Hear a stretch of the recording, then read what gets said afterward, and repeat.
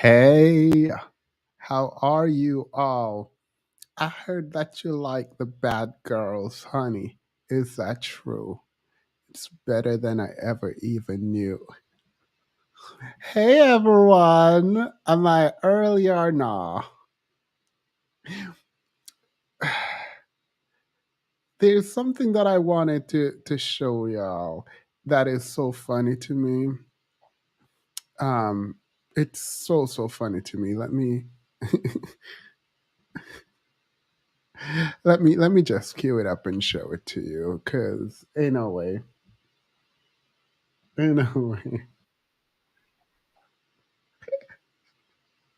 Y'all ready for this? Y'all ready for this? Mm-mm-mm-mm. I hope there's not fear use and all of that. Hey everyone, welcome back to Themis and Thought. Grab your coffee, water, tea, whatever you're drinking, go and get that. Today I don't feel like doing anything. I just wanna let me stop. Hey sober Bobo, how are you? Um You all look lovely and amazing and great. I wanted to show you all something that Um, I've watched many a times. Mm-mm. So here we go.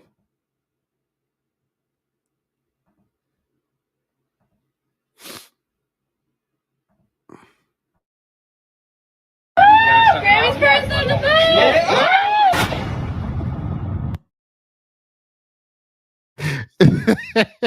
wait, wait, wait.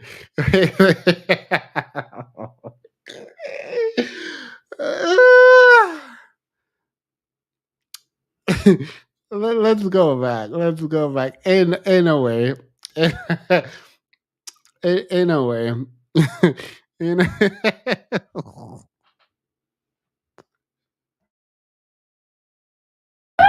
Grammy's first on the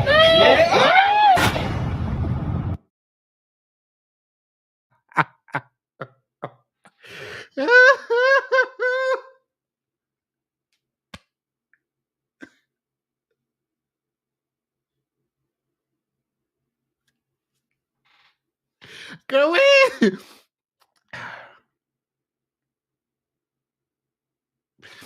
Oh my god. Okay, Sober Bobo, I think you are the longest standing member, and I'm trying to find who who is the second longest standing member on this channel. That is wild. 42 months, like 3.5 years. Like I need to figure this out. I need to figure out what I need to do about this. I need to, because I need to find I'm gonna do this yearly. I'm gonna host a banquet, not really, virtually, where I give awards to the longest standing members and people who have been, because this is really amazing. I appreciate you so much. Thank you, thank you, thank you, thank you. Um, and I'm gonna play this one more time for Sobo Bobo. This goes one more time.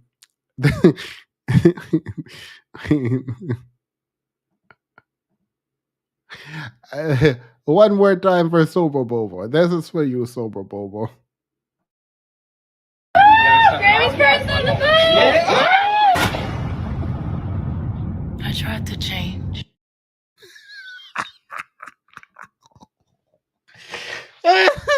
this, wait, this is right. This, straight to hell. Whoever, oh my god, I'm crying. Whoever did this, straight to hell, nonstop, full, straight to hell. What do you mean? No light, no red lights, none. Just go straight there. Go straight where it's hot. Find the hottest part of hell and go there. Because ain't no way. Sorry, one more time. One more time. One more time for the road.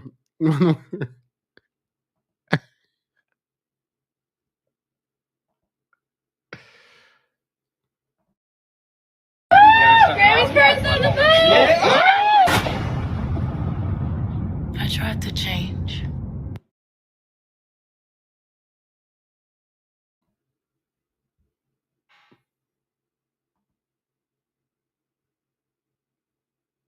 You all ain't right. Y'all ain't right. Y'all ain't right. So let's play a game. Let's have some fun. This beat is sick. Let's play a game. Y'all ready? All right. Remove one artist from each row. Um, Drop a one when you agree and a two if you disagree. Right? So I'm gonna do this. Drop a one when you agree and a two if you disagree. So first off, if the rows aren't rowing, we're gonna do columns. We gonna do columns, girl. We gonna do columns because what you're not about to do is hit the middle. The middle row is not a row. The middle row is not a row. We're doing columns because I don't know what y'all are doing. So we're gonna do columns from from right to left. That's what we're gonna do. Because what we're not gonna do is remove anyone from the middle row. Let me just put that all out there. We're not about to remove anyone from the middle row since that's my entire childhood. That's the entirety of the music industry for most. That is my life. My life is in the middle row. So the fact that y'all thought we were going to try to pick between R&B, the fact y'all thought we were going to pick amongst R&B is wild to me. It's absolutely diabolical. So what we're doing, instead of rows, we're going by columns. We're going by columns because y'all lost your mind. All right. So we here have Drake, Nicki, and Ice Spice. I know y'all gonna be mad. I know y'all gonna be mad because it's not Drake that I'm removing. It's not Drake that I'm removing.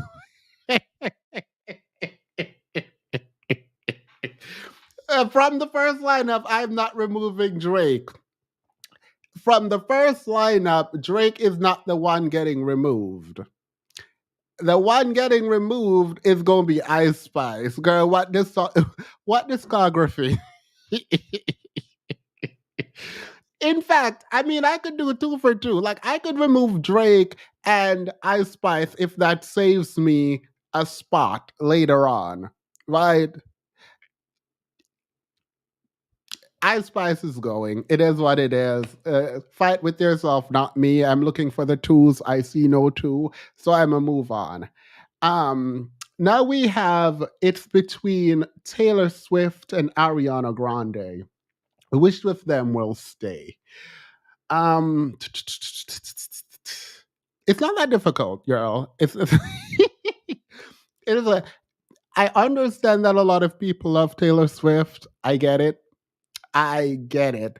I get that a lot of y'all love Taylor Swift. Um, the thing is, I prefer Ariana's discography. look, look, I don't know, but I prefer Ariana Grande's singing style. I prefer Ariana Grande's music catalog. So while I can appreciate Willow from Taylor Swift, Taylor girl, I'm sorry. Sucks to suck. Goodbye. Get some vocal lessons and come back. I'm kidding. I'm kidding. This is all a joke. This is all a. Why am I saying that as if anyone cares? All right. So we got Ice Spice removed, and then we got Taylor Swift removed, and then the last one, girl, Megan the Stallion. Um, Megan the Stallion.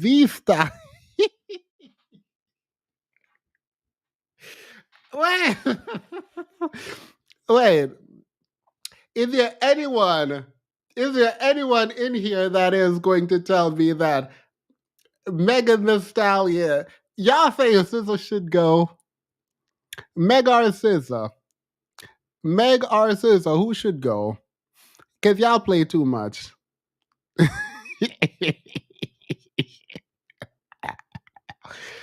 Y'all really out here talking about SZA should go. We're talking about their catalog. We're talking about their music catalog, and y'all really sitting up here telling me that SZA should go instead of Meg.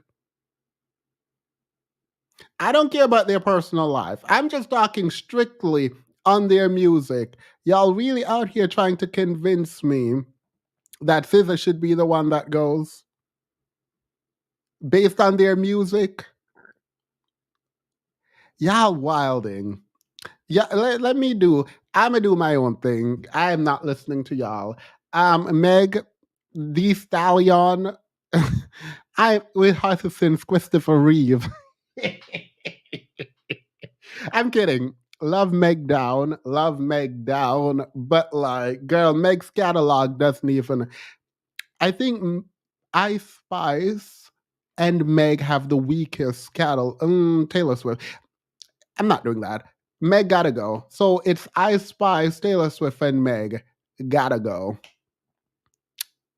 It is what it is. It is what it is. Let's see the super chats. The only answer is Ice Spice, Drake, and Meg. It's funny. If I had to remove three of them without the role as a limitation, I would remove Ice Spice, Megan the Stallion, not Megan the Stallion, Ice Spice, Taylor Swift, and the last one between Drake, Meg, and Ariana. I would remove Drake. I would move. The only reason I'm removing Drake, by the way, the only reason I would remove Drake is personal feelings towards Drake. That is the only reason.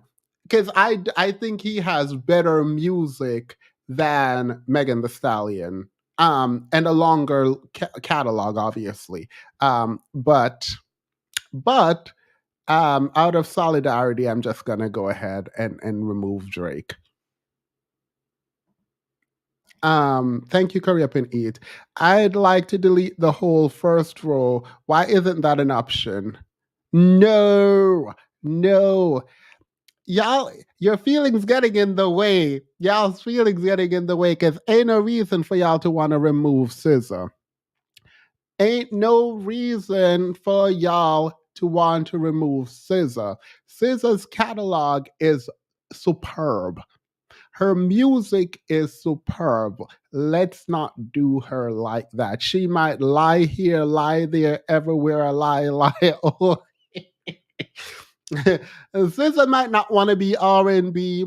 SZA might not want to be black. SZA might not want to give y'all good music for the black culture. She wants to do it for the pop culture. All of that might be true, but SZA still provides fire. We're about to talk about SZA in a minute because SZA play too much. Because if SZA don't do R&B, what SZA do, girl? Okay, go away. All right, but let's leave SZA alone as she sings in cursive, and we'll move on. Miss Sprinkles has been a member for 12 months, almost a year. Thank you so much. Um, Wait, Chris, you said that was unacceptable. How? I thought it was very acceptable. Meanwhile, while Drake getting dragged through these streets, I feel like I'm y'all. Sorry, y'all see Drake getting dragged through these streets. Sorry, sorry. Why is Kendrick Lamar? Why is Kendrick Lamar dragging Drake through these streets? How much more can Drake take? How much more, girl? Back to back. Kendrick Lamar is not easing up. I know Drake team is sick. I know for a fact right now Drake's team. Let me pull up Drake. Drake and his ghostwriting team. I know Drake is sick right now. I found a leak footage.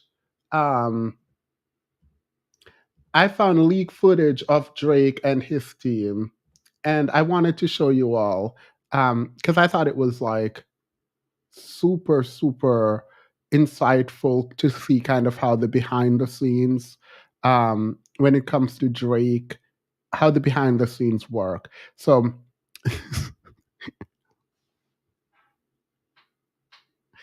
sorry.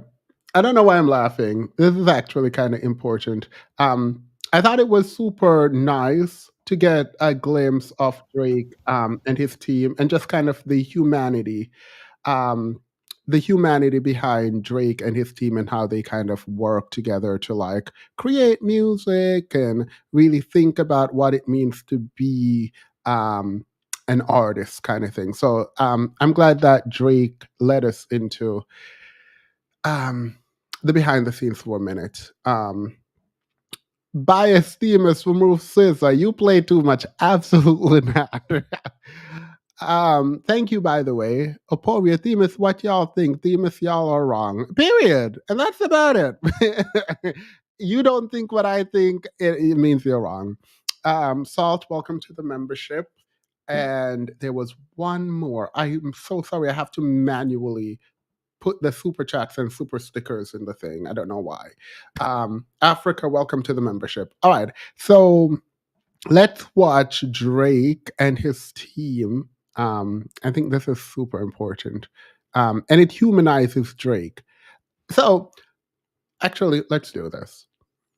Because of how Drake has been dragged through these streets, because of the kind of machine that is Drake and how protected he seems to be within the music industry, how he can fake an accent, put on a BBL. Hating gun woman walking around with the same BBL scars. I think we lose the humanity.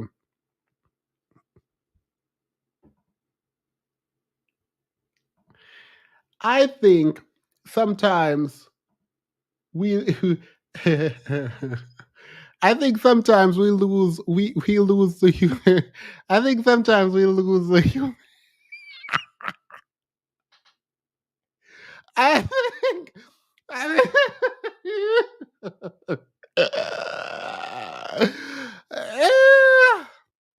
I think because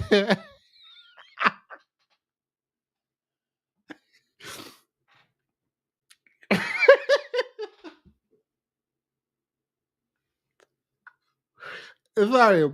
I think sometimes we lose the humanity. And so, with all those kinds of memes being super disrespectful, I like the fact that Drake came out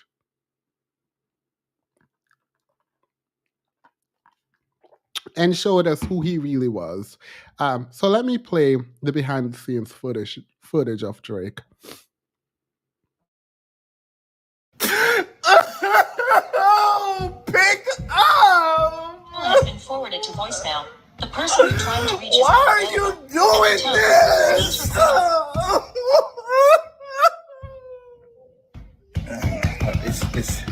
It's gonna be okay, Drake. No, it's not. Drake 00347. The best rapper alive. Don't like the way I talk, the way I walk, how I dress, the women. I thought we was joking. Bro, don't worry about him, Drake. Kendrick wishes he was Drake.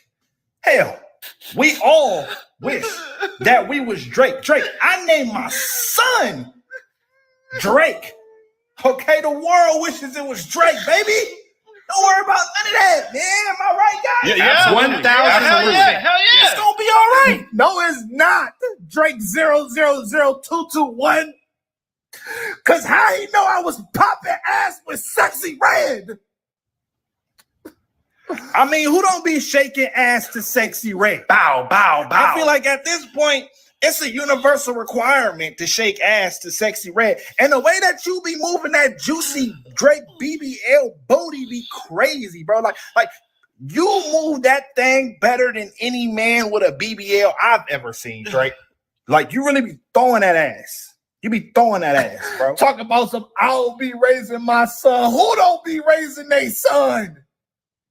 I be raising my son, I think. Drake, you're an amazing mother. Thank you, Drake. 000119. What's wrong with the way I say nigga? Do I say nigga bad, y'all? No.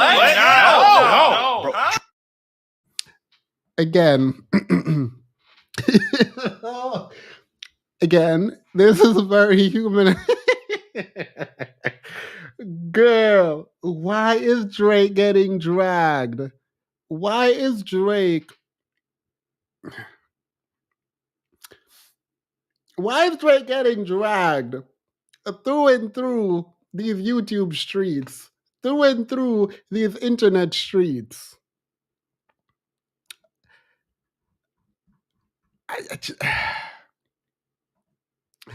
Kendrick said Drake has no option but to period. This makes me respect J. Cole saying no. Right, J. Cole bowed out. And so for all the people talking about Kendrick's rap wasn't that great, you're wrong. It is that simple. It is. Anywho, one more thing. I needed to show y'all one more thing before we started. One more thing.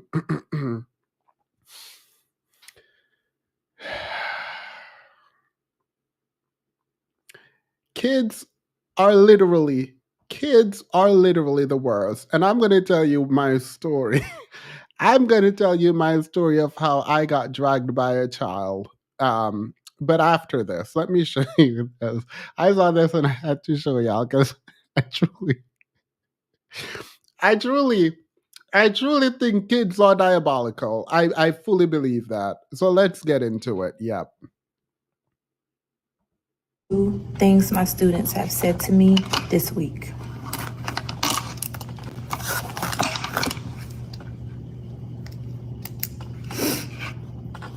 Number 1, it smells like somebody's old ass, grandma ass cookies in here. We realized that the smell was me because I was wearing strawberry French toast body oil from Montresa Beauty. Number 2, Miss C, fix your socks so the people won't talk about you. That student hates when my socks are a little twisted. Number 3, it stank. Miss C, did you fart?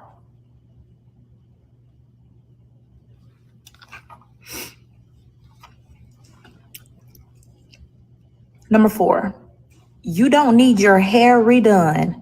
I can still see your scalp. No, that's right. Number 5, your nails look like a grandma, but the Hello Kitty is cute.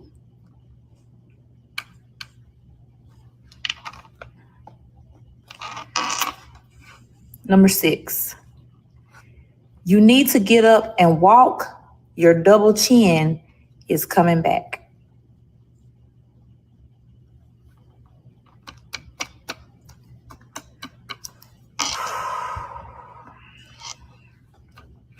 Number 7, your back is big, but it's cute and it fits you.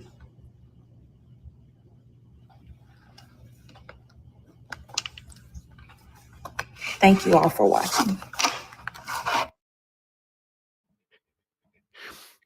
Y'all ain't gonna convince me kids aren't evil. Y'all ain't gonna. Girl, what do you mean her back is big and it's cute? What do you mean she need to go walk because her double chin is showing? So let me actually moisturize before I draw attention. Before I draw attention to the story I'm about to tell you, let me moisturize. You know.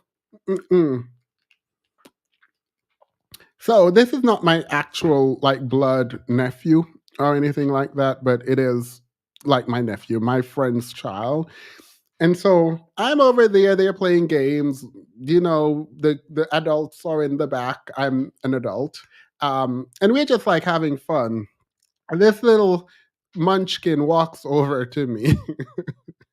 This munchkin walk over to me, and mind you, there's like 8 adults in the room. Like we are back on the couch, just talking, living it up.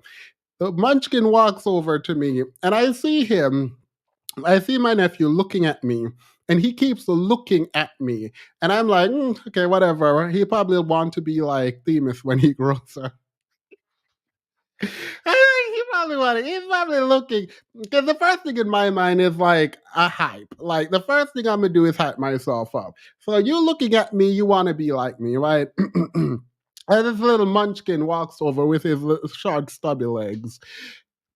He looks at me. He's like, Uncle Themis. Uncle.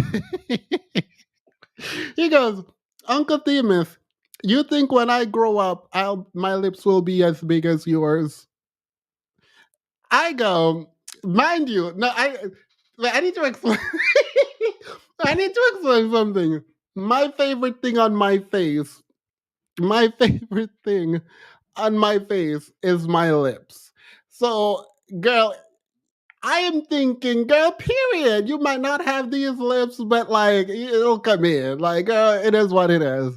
So I'm gonna go look at this boy and I'm saying it might not be as big. Remember, he said big. And the way he says it is jovial. So I think it's a compliment. Like, I'm not just delusional. Yes, I am delusional, but I wasn't just being delusional. The way he said it felt like there was a compliment behind his words.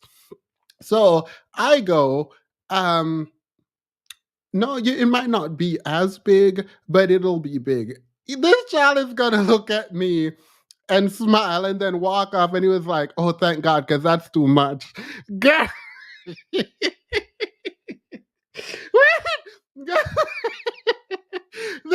this child stressed me out. For a day, I promise you, for the entirety of the rest of the day, after I heard that's too much, I was thinking to myself, wait, do they think like, does this child think I have oversized lips?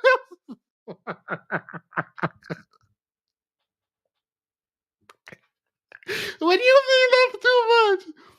What do you mean that's too much? Girl, I had questions, but I suck it up. I sat right there and I just looked around and the rest of the adults were laughing at me. So it I don't trust these kids. I don't. These are the same kids that'll be dancing, running, then run up to you and be like, "Hey, do you think you're gonna die soon?" And then runs off. I don't remember who says this because it's never happened to me. They're like jumping, playing, and then run over to you. You think you're gonna die soon? And then runs off. What do you mean? Come back here. Because all of those stories, all of those horror movies have children tapped into some universal power or some foolishness. Why did you see a dark cloud over me? What do you mean? What do you mean? I don't play with kids. I do not play with these kids. Absolutely no. Nope. All right. Okay, this idiot. I mean, this person. I need one more thing. Sorry, one more thing.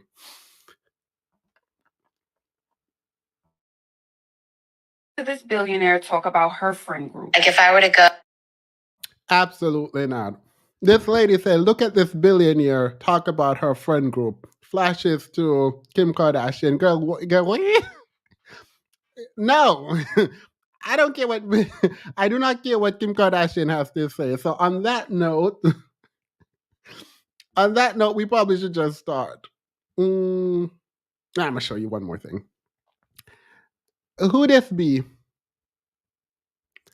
Who this be? Y'all, Yeah, who does let me zoom in. She said, so proud of myself, my first attempt. Be nice, please. Who this be? I know you did not just say this is Beyonce. Girl. Who this be?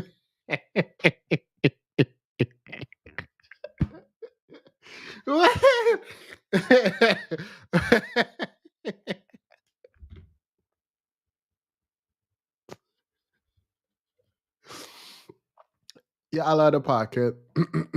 y'all out of pocket. That is straight disrespect. That is disrespectful. Nettie, welcome to the membership. Thank you so much. Kids will humble you. They will absolutely. If they don't do anything, they will humble you. If kids don't do anything, they will humble. Oh, I saw this and I was like, this, by the way, is how you represent as a Beehive member. As a high-ranking member of the Beehive, this is how you should represent yourself.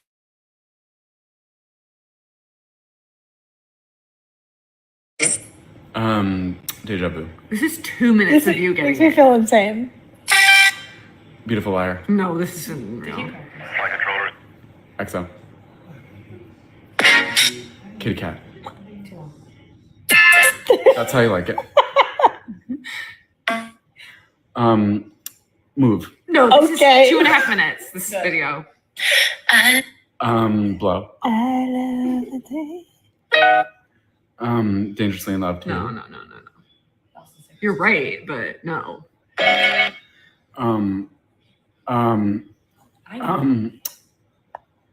Oh God, it's Renaissance. Church girl. Hey, for everybody. Welcome to Hollywood. How long did we do this? I don't know. We're done. Flaws and all. I will. End of time. Do we do it till the? Till the End of song time. runs out. End of time.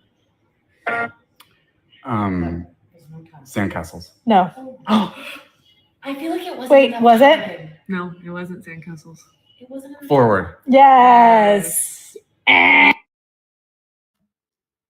Let me say, if you can't do that, you are not a true Beyonce fan. I knew all of them except there were two of them that it ended too quickly that I wouldn't get. But everything else, it ain't for everybody. And period. It ain't. This a life. This is a lifestyle. And if you don't get it, you don't get it. Let me stop. Thank you all for being here with me today. I'm trying to watch Sin's live from today at the end because she talked about whether or not titles should matter. And I think we need to have a debate. We should have a discussion about whether or not titles should matter. And so let's do it.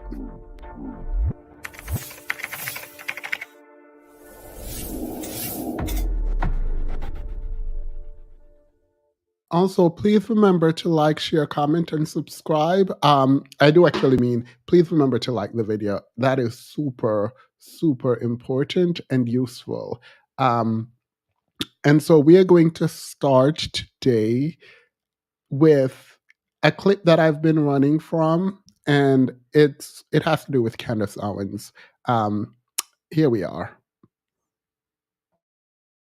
Yeah, what I'm telling you is yes. That's what I'm telling you. They're not the most literate. What would I look up to verify that if I wanted to see, like... You got to do the research in your own time. I have done the research. Like, I'm happy to... to... That's not true. You can go to college for 4 years and spend $100,000 getting a degree in gender studies. Please do not tell me that you believe that that person is educated. I've done a lot of research on college degrees and a lot of research on education, and every single thing that you're saying sounds really good on like a culture war perspective. But when you look at an actual economic perspective, when you look at actual firms that hire people, and when you look at the actual median wages compared to people that even have some college education, all of it is me going to school. All of it, that's great for you, but for the average American, that's just not true. None of these numbers are found on average. You will never find data that supports the idea that high school earners on average are earning college degree earners. More than half of degrees awarded are awarded for STEM related things. Number one. Number two, $100,000 is way over the average we're paying for any degree. Well, that's what I paid. And number, isn't the average amount Just of look it up. You got Google, right? so 51% of bachelor's degrees for students graduate with an average of $29,400 in student loan debt. So that's only 51% of people, I guess, that acquired that, and then their average debt is about $29,400. Are you? I don't get what the point is of you doing this. The point I'm saying is that the sticker price for an out-of-state tuition with college degrees can't read well. Yeah. Okay. So there is a new grift. It's not that new, actually. But there is a conservative, specifically conservative grift happening. It's a manosphere talking point too, and they're like intersecting. And this intersection of foolishness ignores reality. The truth is, on average, a person with a degree makes a lot more than a person without. There is absolutely no valid research that will dispute this. This is settled truth. It's not even a correlation in terms of the amount of money you make and your degree. It's a direct cause. There is a causal nexus between the degree you get and the money you earn. It is what it is, right? And so, why are people pushing this narrative that people, other women, I'm assuming, are going to school and they're getting gender studies degree? Hey, Sin, welcome. We should. I think you're at the part where I'm reviewing your video. Good. Hopefully you're here. Let me know if you want to come up when we get to that point, because I have thoughts. I have questions, comments, and I'm kidding. And so the idea, by the way, that is being pushed is toxic. But why?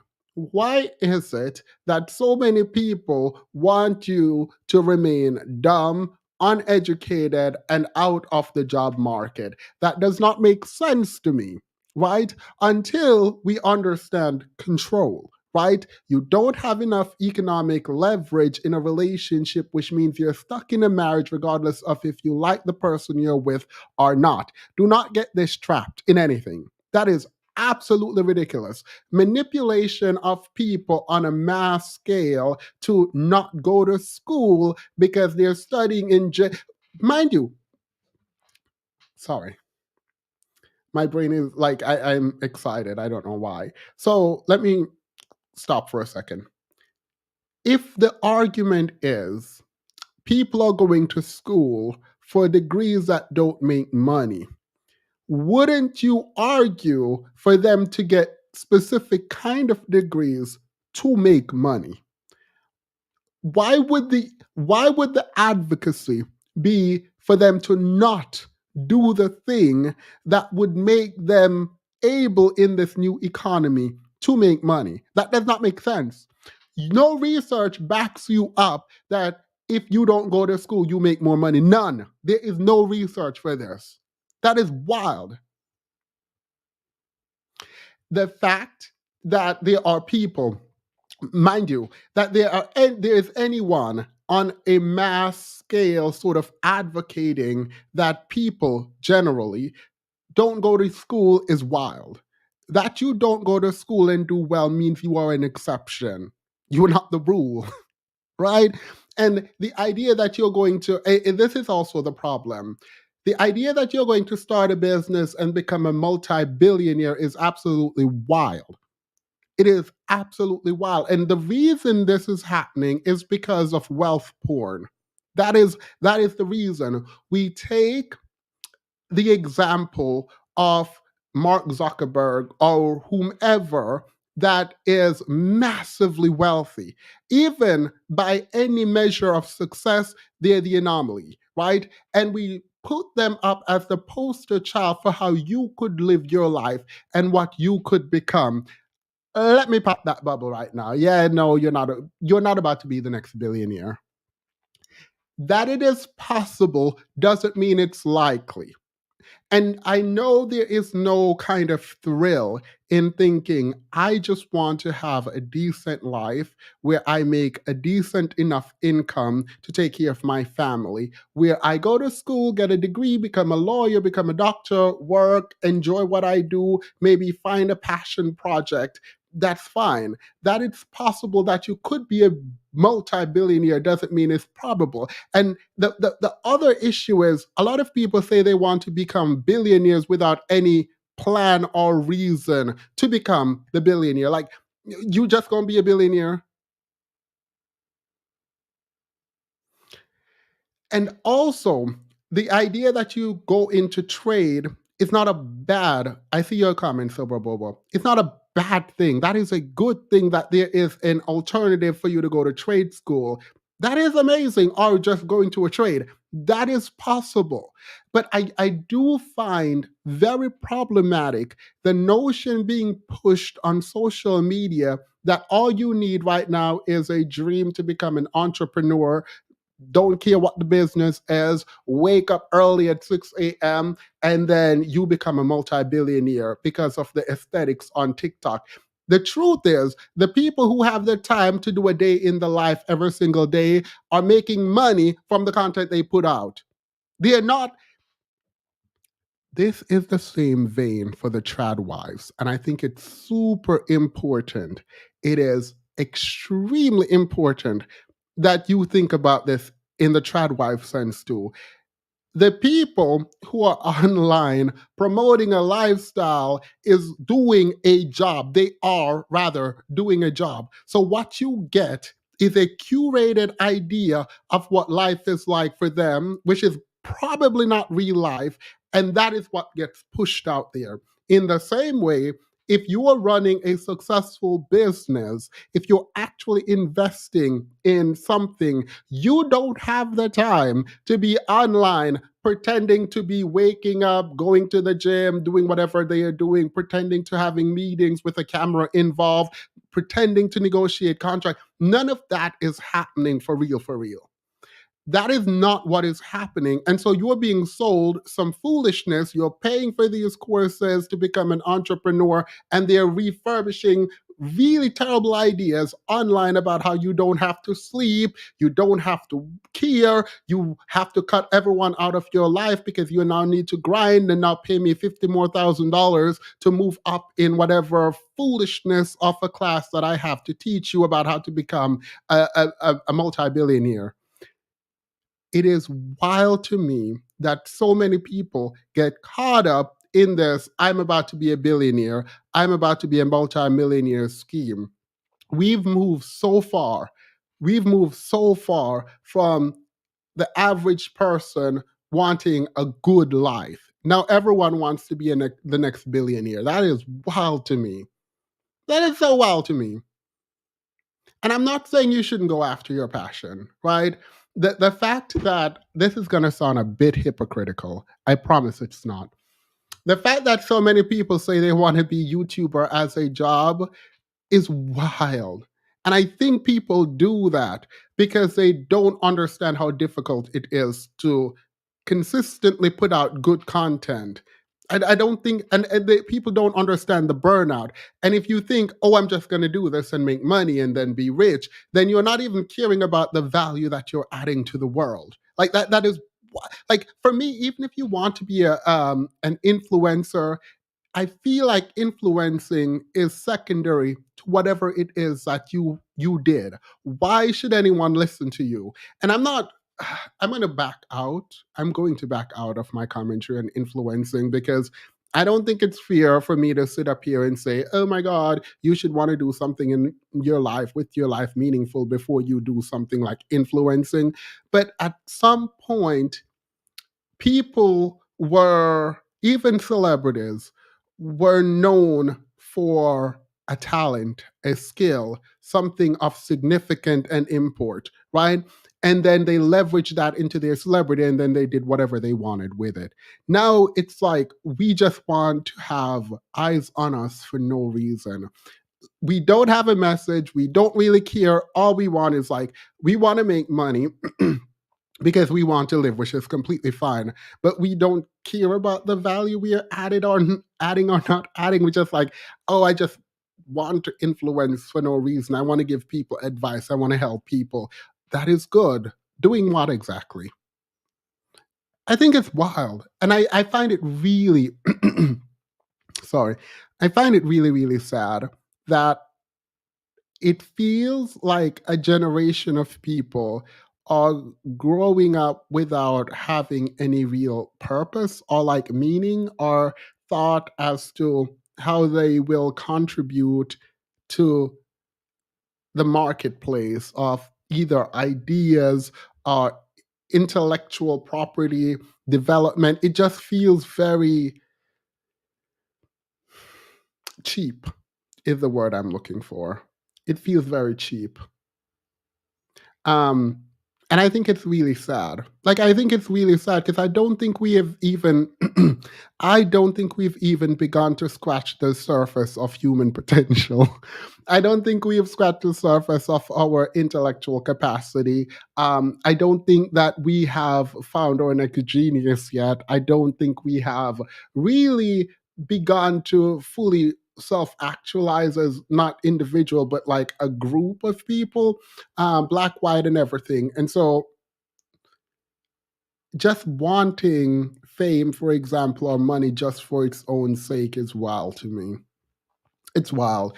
And I don't know why people like Candace Owens are out here preaching that you shouldn't go to school and you should just become rich, I guess. You will make more money if you don't go to school, where literally every single research says the opposite. Part of that may be as middle class continues to get poorer, the dream or longing for the top becomes more attractive. Maybe when the middle class was stronger, it was more satisfying and acceptable. This could have been an answer, except I don't think people care necessarily about the middle class because what is being promoted is what people want. And I'm not blaming the individual actors. I'm blaming the machine that's pushing the kinds of careers that you should want. Because for a lot of people, law becomes too difficult, medicine becomes too difficult, accountant becomes too difficult, being a professor, all of it becomes difficult because it's not packaged in the shiny social media, fast-paced, I have a Bugatti way online. And the people who are engaging meaningfully in like the banking industry, for example, or just any real corporate job, they are not and they do not have the luxury to curate parts of their life, to put it online, to sell that dream to other people, to, I don't know, encourage the next group of attorneys, bankers, lawyers. I don't know why I just said attorneys and lawyers. Like the fact that there's not a lot of people wanting to be neurosurgeon is wild to me. Like the fact that there aren't people wanting to get into the medical field seems really sad. Like it that so many people want to be TikTokers and YouTubers feels real dystopian. Like it feels really dystopian where like I am not hearing people saying, even as a dream, I want to be an astronaut. I want to be a firefighter. Like the fact that like kids are no longer dreaming about like actual careers. And I mean, being a content creator is a career, but like careers that add in like a very legitimate way. I am so sorry. I'm dragging my what I even do. It's sad. I think it's really sad. Like I actually find it really, really sad. But I'm gonna move on from this. Because on the back end of that, capitalism is not fun for anyone who have to engage with it, right? Like I think the idea that you have to spend most of your time laboring and selling your labor in order to provide the basic necessities is a problem. And it's a problem because I don't believe in meritocracy. um, I don't believe that the more you work, the more you get, and the work you get, the work you give is equal to the compensation you receive, right?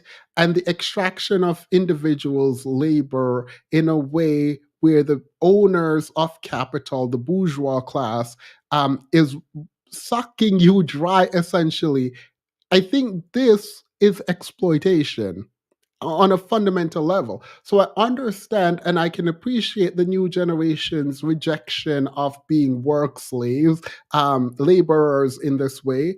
I can understand that while also feeling sad for the lack of innovations from the younger generation, or maybe I'm not looking in the right in the right place. It is at this point that I'm going to plug a video that I am doing. I won't tell you what about, but I'm developing a video. Alicia Renee had a video on poverty. In watching that and having multiple conversations in the Discord about poverty, I have decided to finally engage in content creation around poverty, homelessness specifically. I said I wasn't going to tell you, but there it is. And with the new Supreme Court case that the oral arguments were last week, which will probably have an impact nationwide when the courts decide whether or not communities, states, cities can enact laws to remove people facing homelessness from being able to sleep and camp in certain areas. I think this is going to have a tremendous impact generally. And I don't think we care. And that's sad. I called people wanting to be on YouTube dystopian. This is actually dystopian. Like the fact that we aren't engaged with the systemic issues around homelessness, and instead we're just removing homeless people as opposed to addressing homelessness, that is a problem. That is so fundamentally a problem. The fact that we're litigating this at the Supreme Court means that locally we are fighting to remove people facing homelessness, people experiencing homelessness. We are fighting to remove them because we don't believe they are humans fundamentally. That is a problem. That is such a problem. And it's not just about the removal of homeless people, it is the desensitized approach we take as people who are quote unquote housed to the homeless situation, because we make moral judgments about people who have quote unquote failed, and thus it is their fault that they are homeless. Okay, explain the child. Explain the homeless child. If it is by merit that you become homeless, explain the child. It is wild to me. It is absolutely absurd to me that so many people will look down on people facing homelessness, will pass them, will not engage, and not even care because they don't have political power in the way that other groups do, and other groups of people aren't about to argue for them. And this is not a Republican Democrat issue. Both parties agree completely on the fact that they don't care about homeless people. And I dare the Democrats to say something.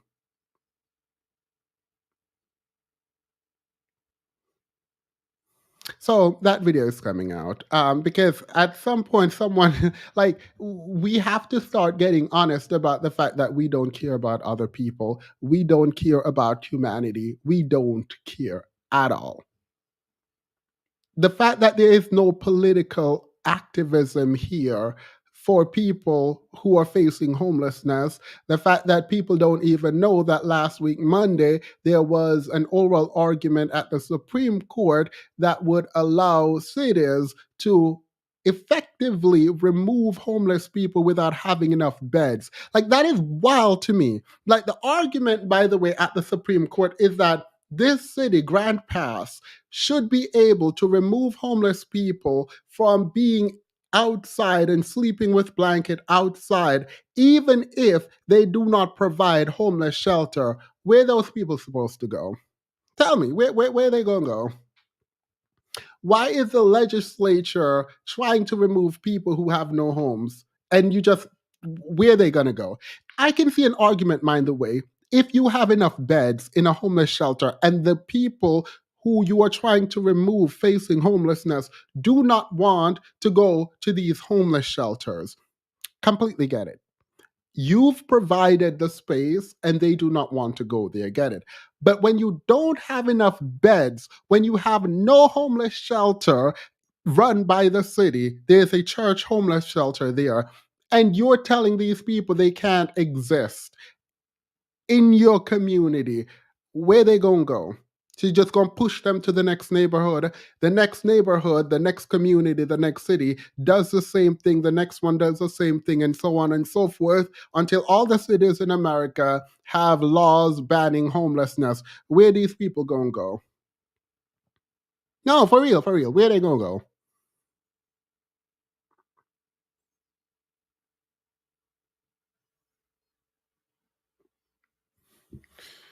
All right. I'm gonna do a reset so we can get into some foolishness, because I didn't mean to get in there. That's my video. So I'm gonna play the intro and then we're gonna come back on some foolishness. Sorry.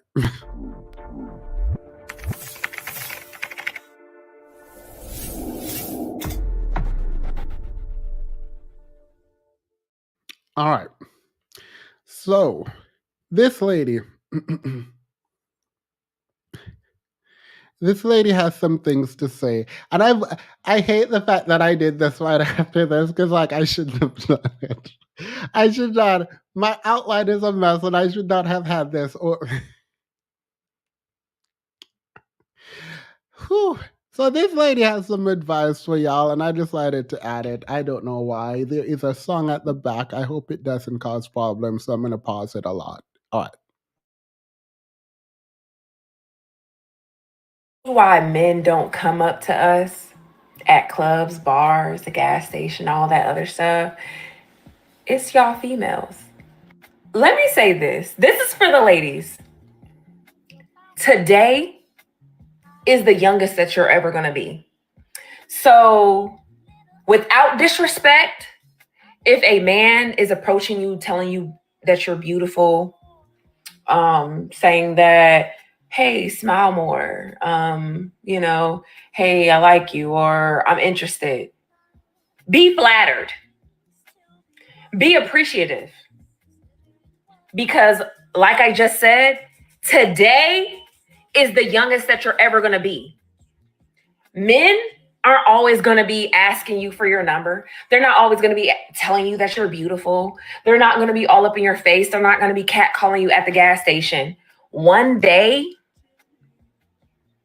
you're not going to be attractive or desirable by men. So appreciate the fact that men approach you. Appreciate the fact that they find you attractive right now, because I do.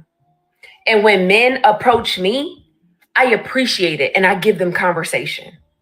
So I need y'all to get y'all shit together, because it's because of y'all that I'm not getting approached. They think that we're bitches. They think that we have attitudes. They think that we're going to embarrass them and deny them and not treat them like human beings. So I need y'all to get y'all shit together.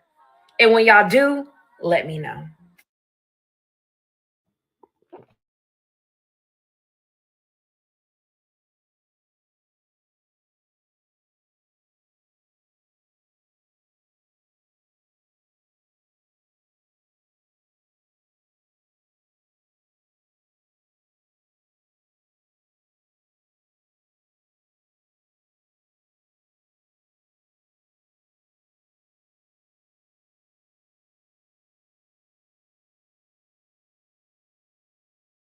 Now y'all telling me that I'm muted. I know I'm muted. I know.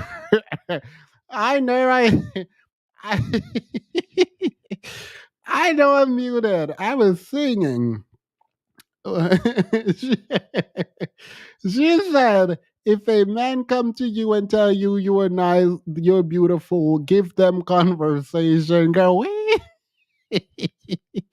now why would anyone do that?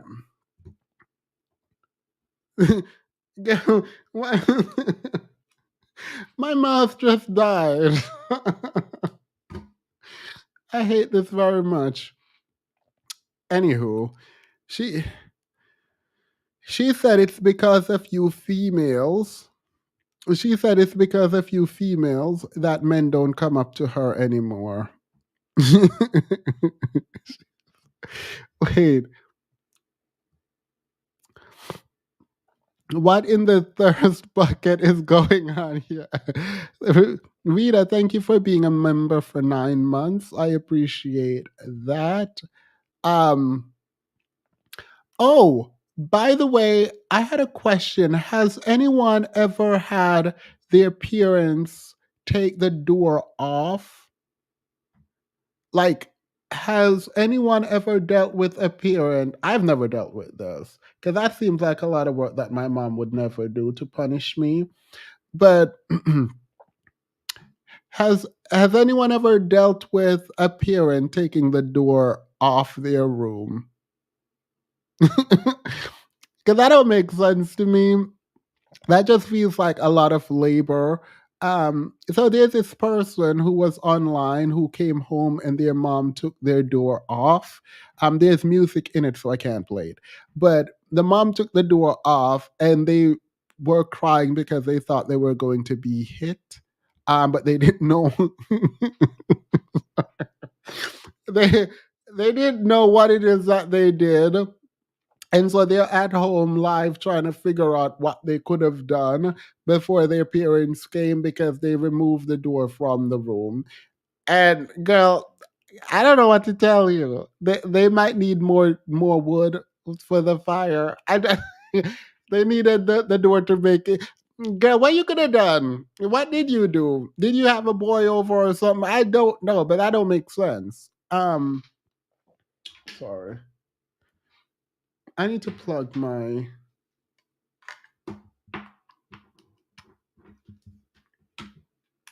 I can't believe my mouse died. That's so annoying. All right.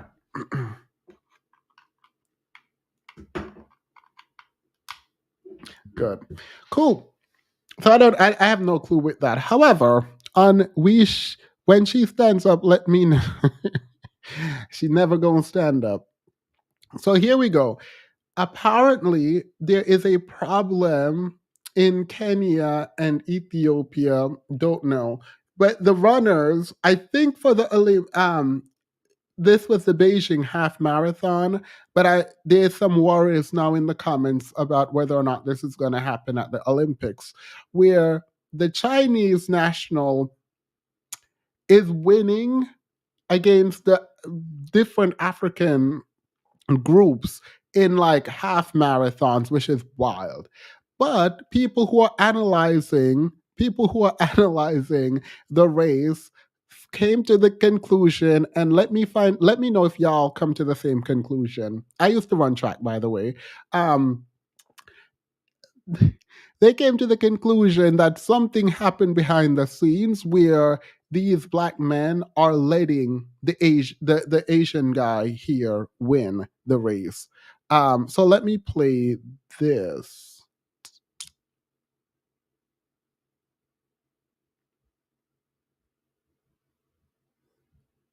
And look at it and let me know how you guys interpret it. Not calling women females, basically saying human women are the same as female animals. Yeah. I think there are people who think saying females make them sound smarter. Hey, Sin, welcome. Can y'all drop Sin's Patreon, by the way? She's blaming other women for not being offered mango juice from her king's lip. They just don't think she looks as young as she did yesterday. Stop. Blaming other women for men not liking you is wild. Imagine thinking men are entitled to women's time, right? Right. All right. Watch this. You guys have to come close to watch, but please watch it.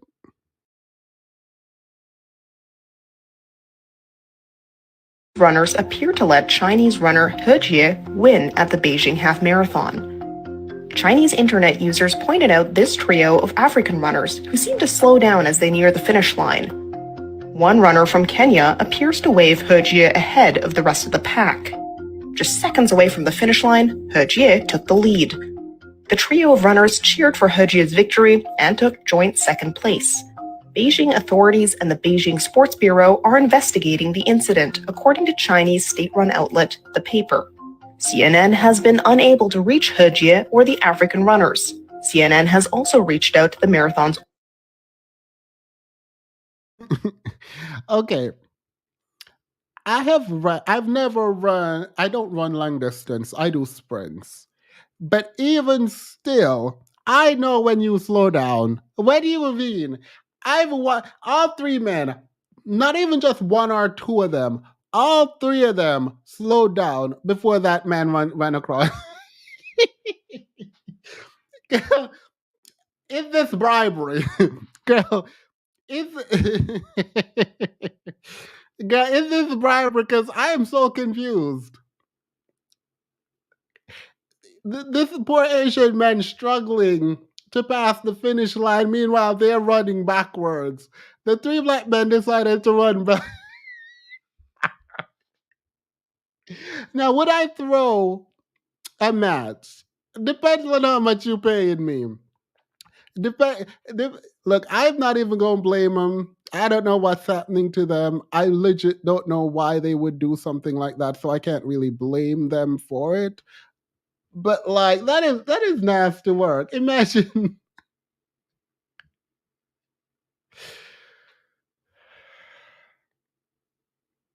Yeah. Completely forgot this was on here. I'm changing gears because I just saw. So the super chats aren't saving, and I apologize. I have to do it. It's not bribery. It's a come. Girl. Period. So I know when you slow down at the finish line. These three men didn't even try. These three men literally started running backwards while that poor Asian man is pulling full steam Girl, full steam ahead by himself, racing against himself. They threw the race and gave it to this man. My question now is why? Why? And also, why couldn't they do it more covertly? It almost feels like it felt like they wanted us to know. Someone said he trained hard. It feel like if I were the Asian guy and I bribed them, I want my money back. Because y'all didn't have to do it so like obviously. Yeah. Anyway, I'm just gonna move on because I just saw something in my outline that like floored me for real, for real. So you all know what are the Asplend? They do like farm care things, and they have a bunch of contractor, not farm, but like yard care or whatever. They have a bunch of contracts with the government or whatever. They are super wealthy. It's a really rich family. Asplend.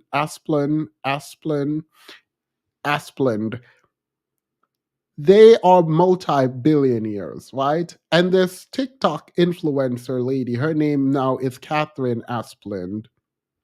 She married into the family, right? She's a TikTok person. I'm going somewhere with this, right? And so because her name now is Catherine Asplund, this it's spelled Asplundh. She wanted to change. This is such a useless story, but it's important because, girl, this woman is absolute. Anyway, she decided that she wanted to change her Instagram and social media handle, right?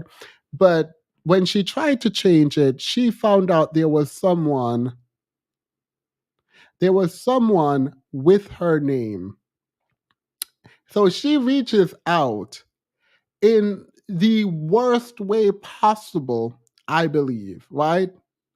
And she's trying to convince this woman to change her Instagram name. So the lady blasts her. And I want to show you the conversation because this is where,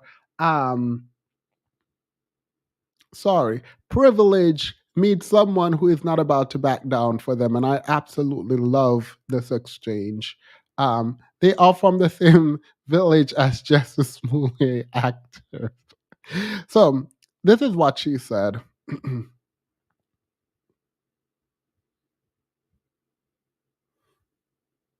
She reaches out and she says, "Hi, I was wondering if I could purchase your username from you. Just got married. This is my new name." And it's like, okay, girl, period. So the owner of the name says, "Hi, congrats. That's my name too. I just Googled and it said selling my username would get me banned from Instagram," right? So the person reaches out, the married person reaches out to the owner of the name. The owner of the name is like, okay, let me go look. Found out that Instagram does not allow you to sell your name, right? And so she's like, well, Instagram doesn't allow it. So this lady comes back, the married lady comes back and says, "I purchased my username in the past, actually. That's not true. Celebrities do it all the time. That's how they all have their handles as their full name. So weird. I didn't know there was." So weird. I didn't know there was another Asplund family out there. There's no Catherine Asplund in our family. So she's saying, by the way, oh, there's no other person in this family with my name, Catherine Asplund. So, girl, who are you? And I need you to change your name. She continues, "I see that you are not that active on here, but started Instagram in 2018, but change your name 3 times. Is there any way I can get you to change your username one more time? Ha ha ha ha." So the lady comes back, the owner of the name comes back and said, "This is my Finsta. I use it for private stories. I don't want to get banned. Sorry." Wait, let's go to the next one. Because this girl is unhinged.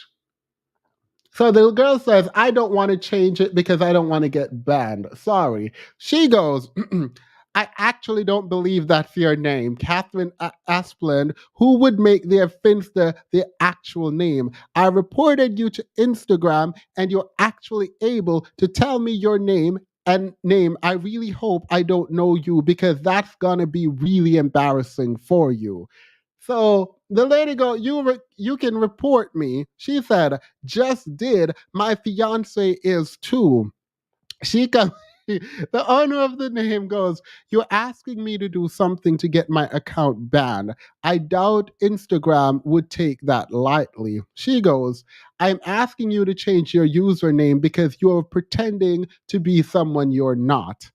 The girl goes, "My name is Catherine, which is illegal." "My name is Catherine. Which is illegal." "Nope, you asked to purchase my name, which goes against Insta rules. I just reported you." Girl, I don't want to continue reading this, but anyway, it goes on to the point where should I? No, I'm gonna read it. No, because this girl go out and Googled.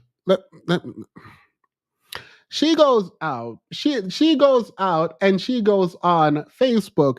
"The family I just married into is the only Asplund family in the U.S." this this girl's she goes, "I am not American." The married lady comes back and says, "Do you have proof this is your name? Would love to see would love to see that."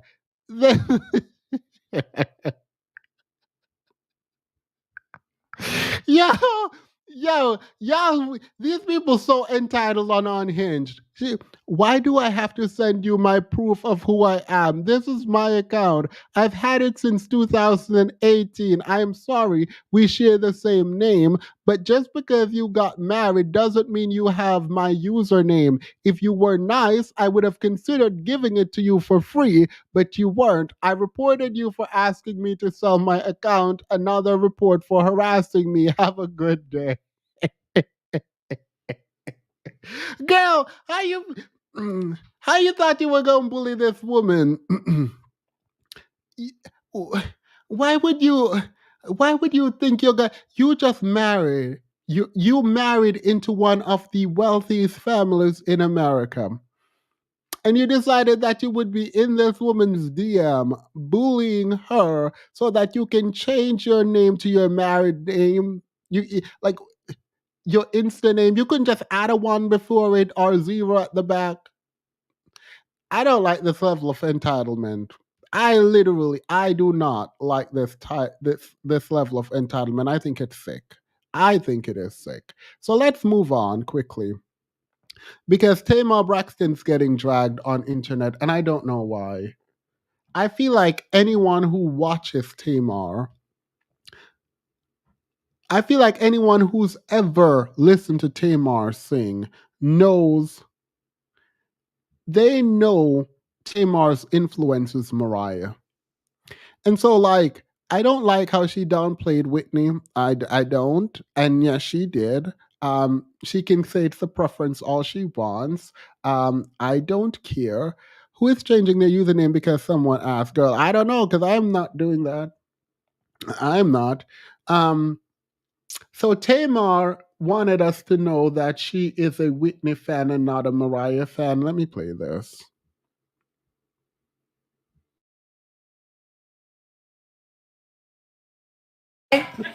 I've never been a huge Whitney fan like that. As Timon had the T-shirt on. Wait. Devastating. No. Wait a minute. I don't want you guys to take it out of context here. I'm not saying that I don't like her music. I'm not saying that she wasn't a phenomenal singer. I'm not saying her songs wasn't amazing. But for me, because you asked me a personal question, my personal preference will always be Mariah Carey. Period. Whitney or Mariah. That was the next.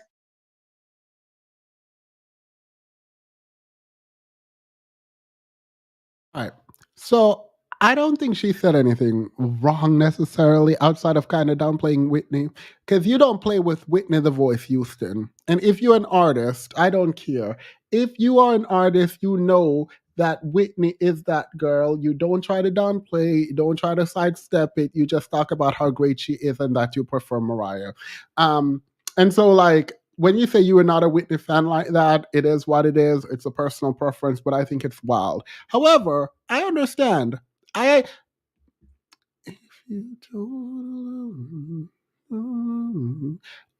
you don't wanna, right? Tamar reaches for a whistle note in that song. If you don't want to love me, don't love me. Towards the end, she reaches for the whistle note, and the way Tamar sings is reminiscent. And don't play with Tamar, by the way. She is a singer. And I think Mariah has a lot of great, amazing songs. And so I can understand why she likes Mariah. What I don't get fully is why people are dragging. Why are people dragging Tamar so hard for this? Like, I get the problem. Like, I'm not pretending like I'm not getting that she kind of is downplaying Whitney. Like, I believe she.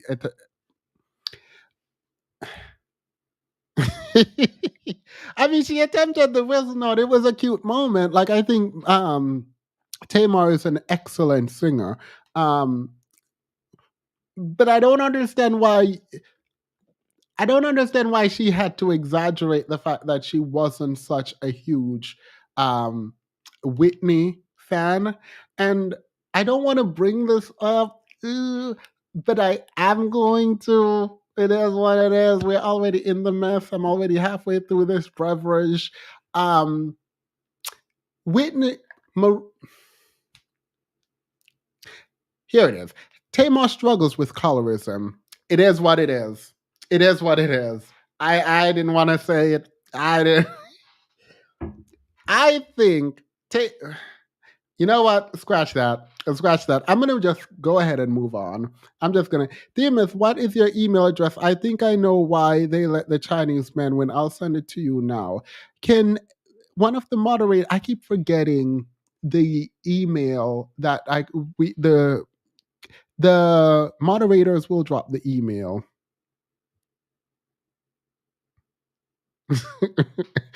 The moderators, can y'all try?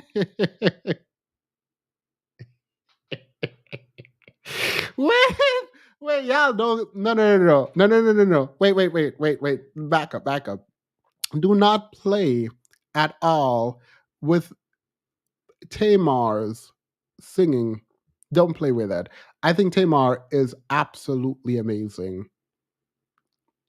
I think so. I think Tamar is like a spectacular singer. I do. And I'm not just saying that to cover up the fact that I may or may not want to drag, and I'm moving on from that. While we're thinking about singer SZA said that she is not an R&B singer. Y'all need to stop calling her an R&B girly. She not an R&B girly. SZA said y'all need to stop categorize her with the blacks.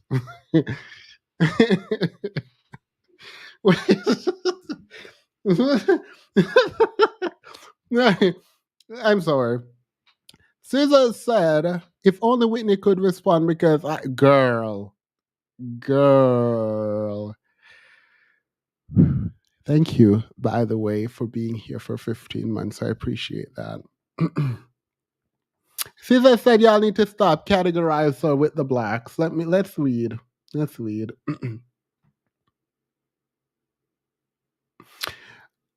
While most of SZA's release sonically embody modern R&B, the New Jersey native believes she's being pigeonholed due to her race, despite her exploration of other genres. The only reason I am defined as R&B artist is because I am black. The Grammy winner expressed today's when asked how she defines her music, it's almost a little reductive because it doesn't allow space to be anything else or try anything else. She says, let's go to more quote. Justin Bieber is not considered an R&B artist. He is a pop artist who makes R&B, folk music, or whatever his heart desires. I simply just want to be allowed the same opportunity to make whatever I want without a label based on the color of my skin or the crew that I run with or the beats that I choose. I want 44 to be seen as what it is. I want Nobody Gets Me to be seen as what it is. I want Kill Bill to be seen as what it is. All right. So there is a slight conversational nuance here that I agree with her. I think I'm trying to think. Because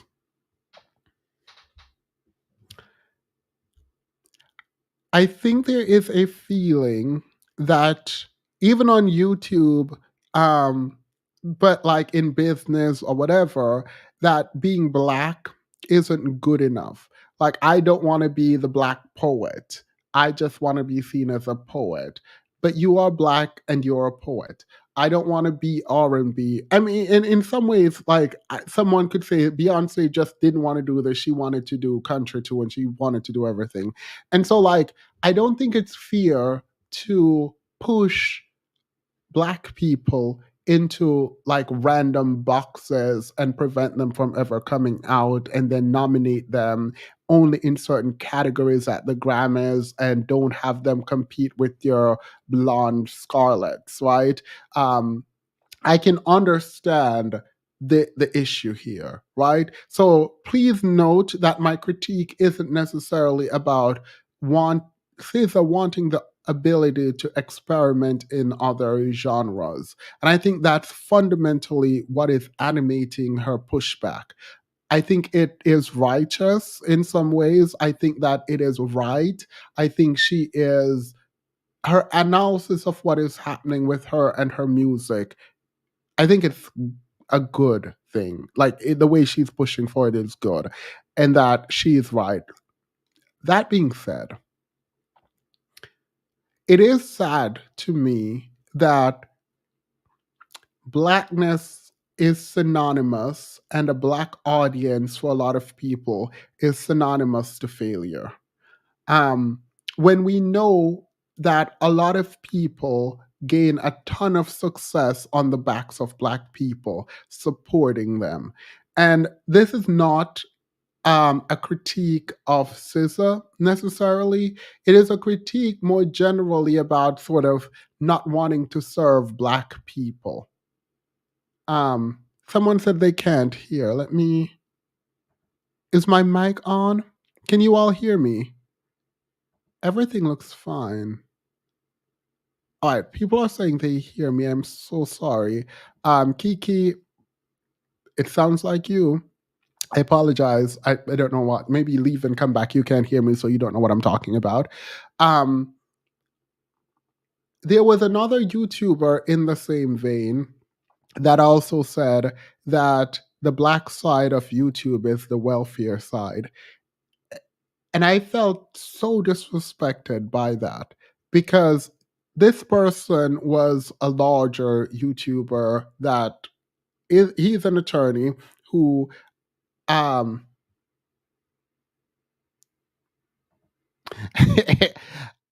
let me send you the link.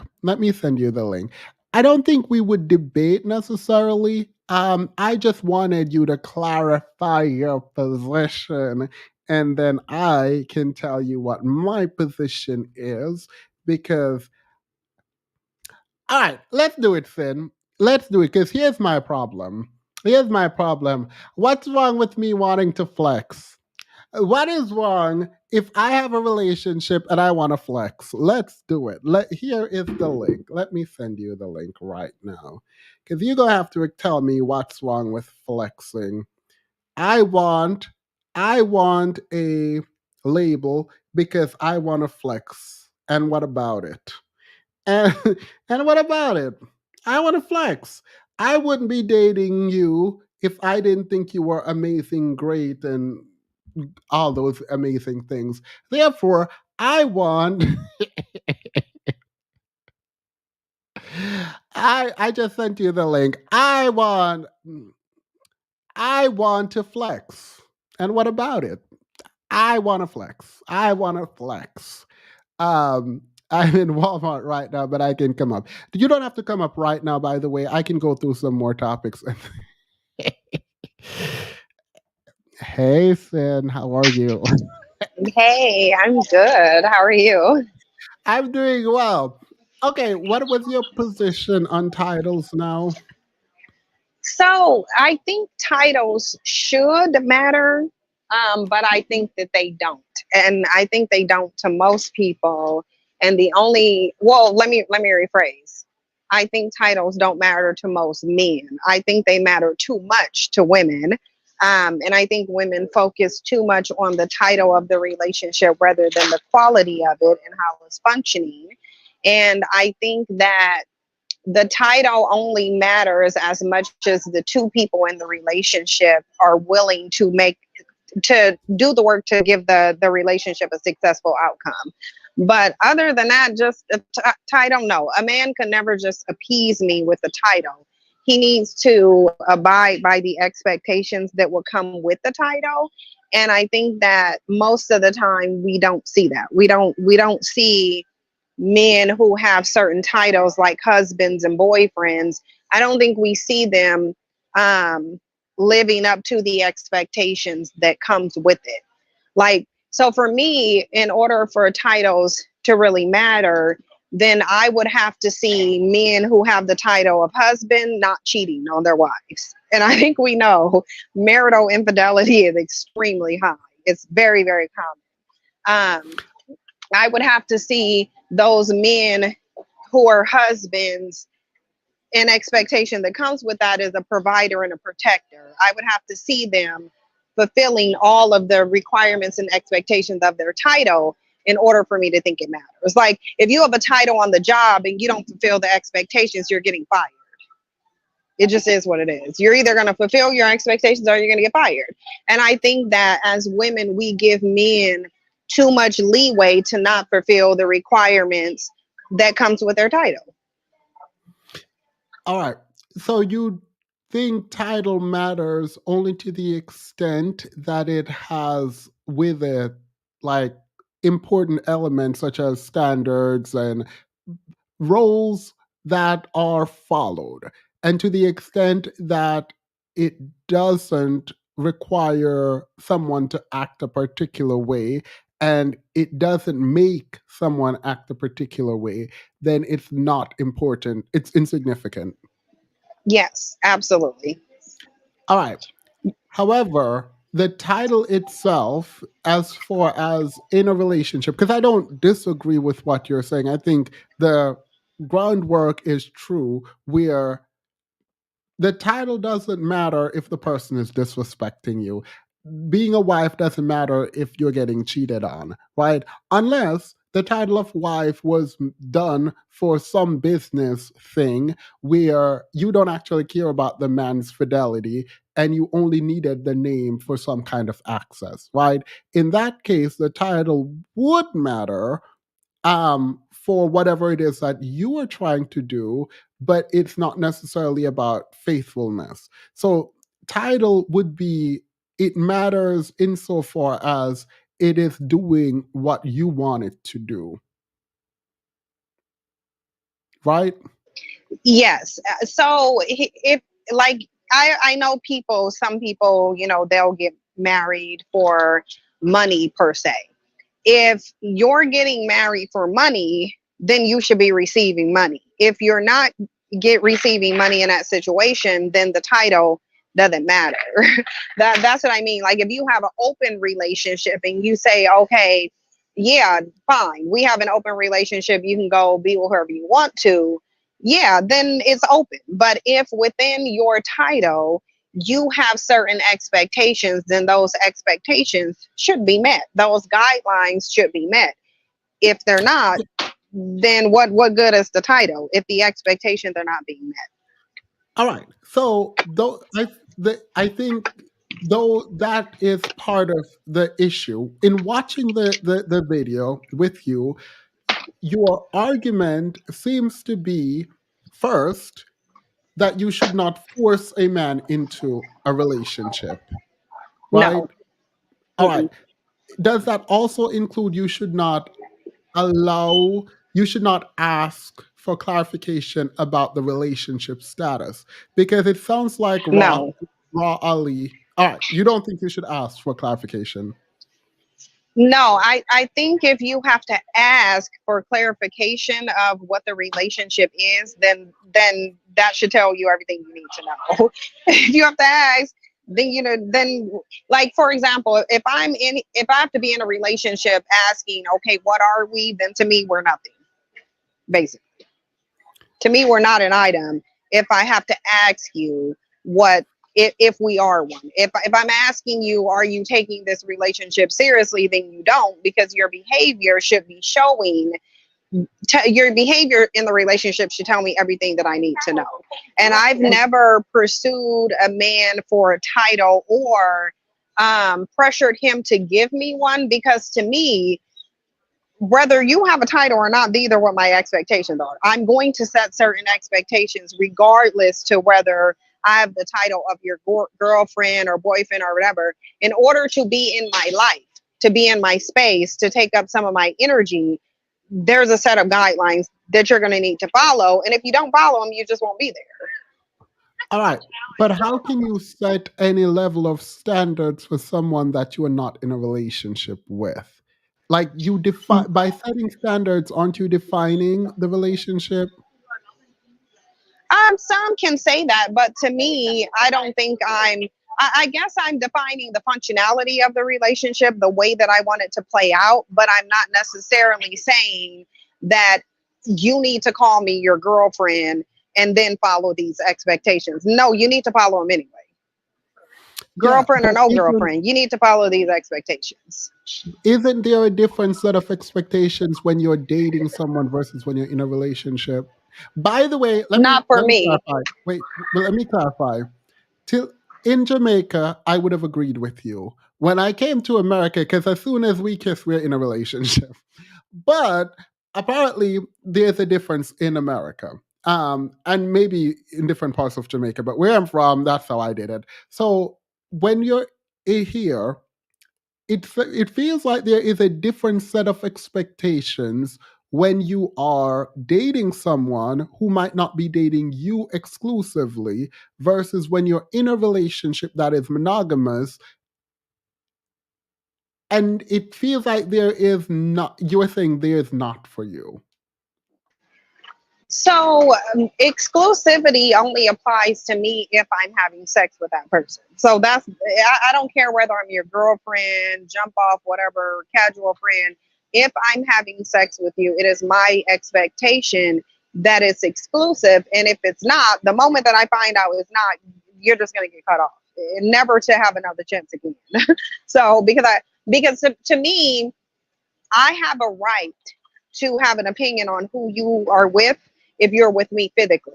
Because if you go out and catch a disease, you're probably going to bring that back to me. Not all diseases can be mitigated with a condom. So at the end of the day, I'm never going to give any man that I'm physical with, he's never going to think that it's okay for him to go lay with somebody else. He's going to know right out the gate. I don't care what you call this. I don't care what you want to label it. These are my expectations. One of them is that if I am in a physical, intimate relationship with you, then it's going to be exclusive, period. And if you can't abide by that, now have men upheld that? No, but then they just get cut off. And then they try to come back for another chance. And then it's like, no, the door is closed and locked.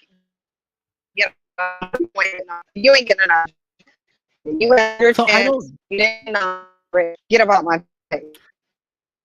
So there is no difference then. If you sleep with a guy, there is no difference in your interaction with that person when y'all are dating versus when you're in a relationship. Everything is the same.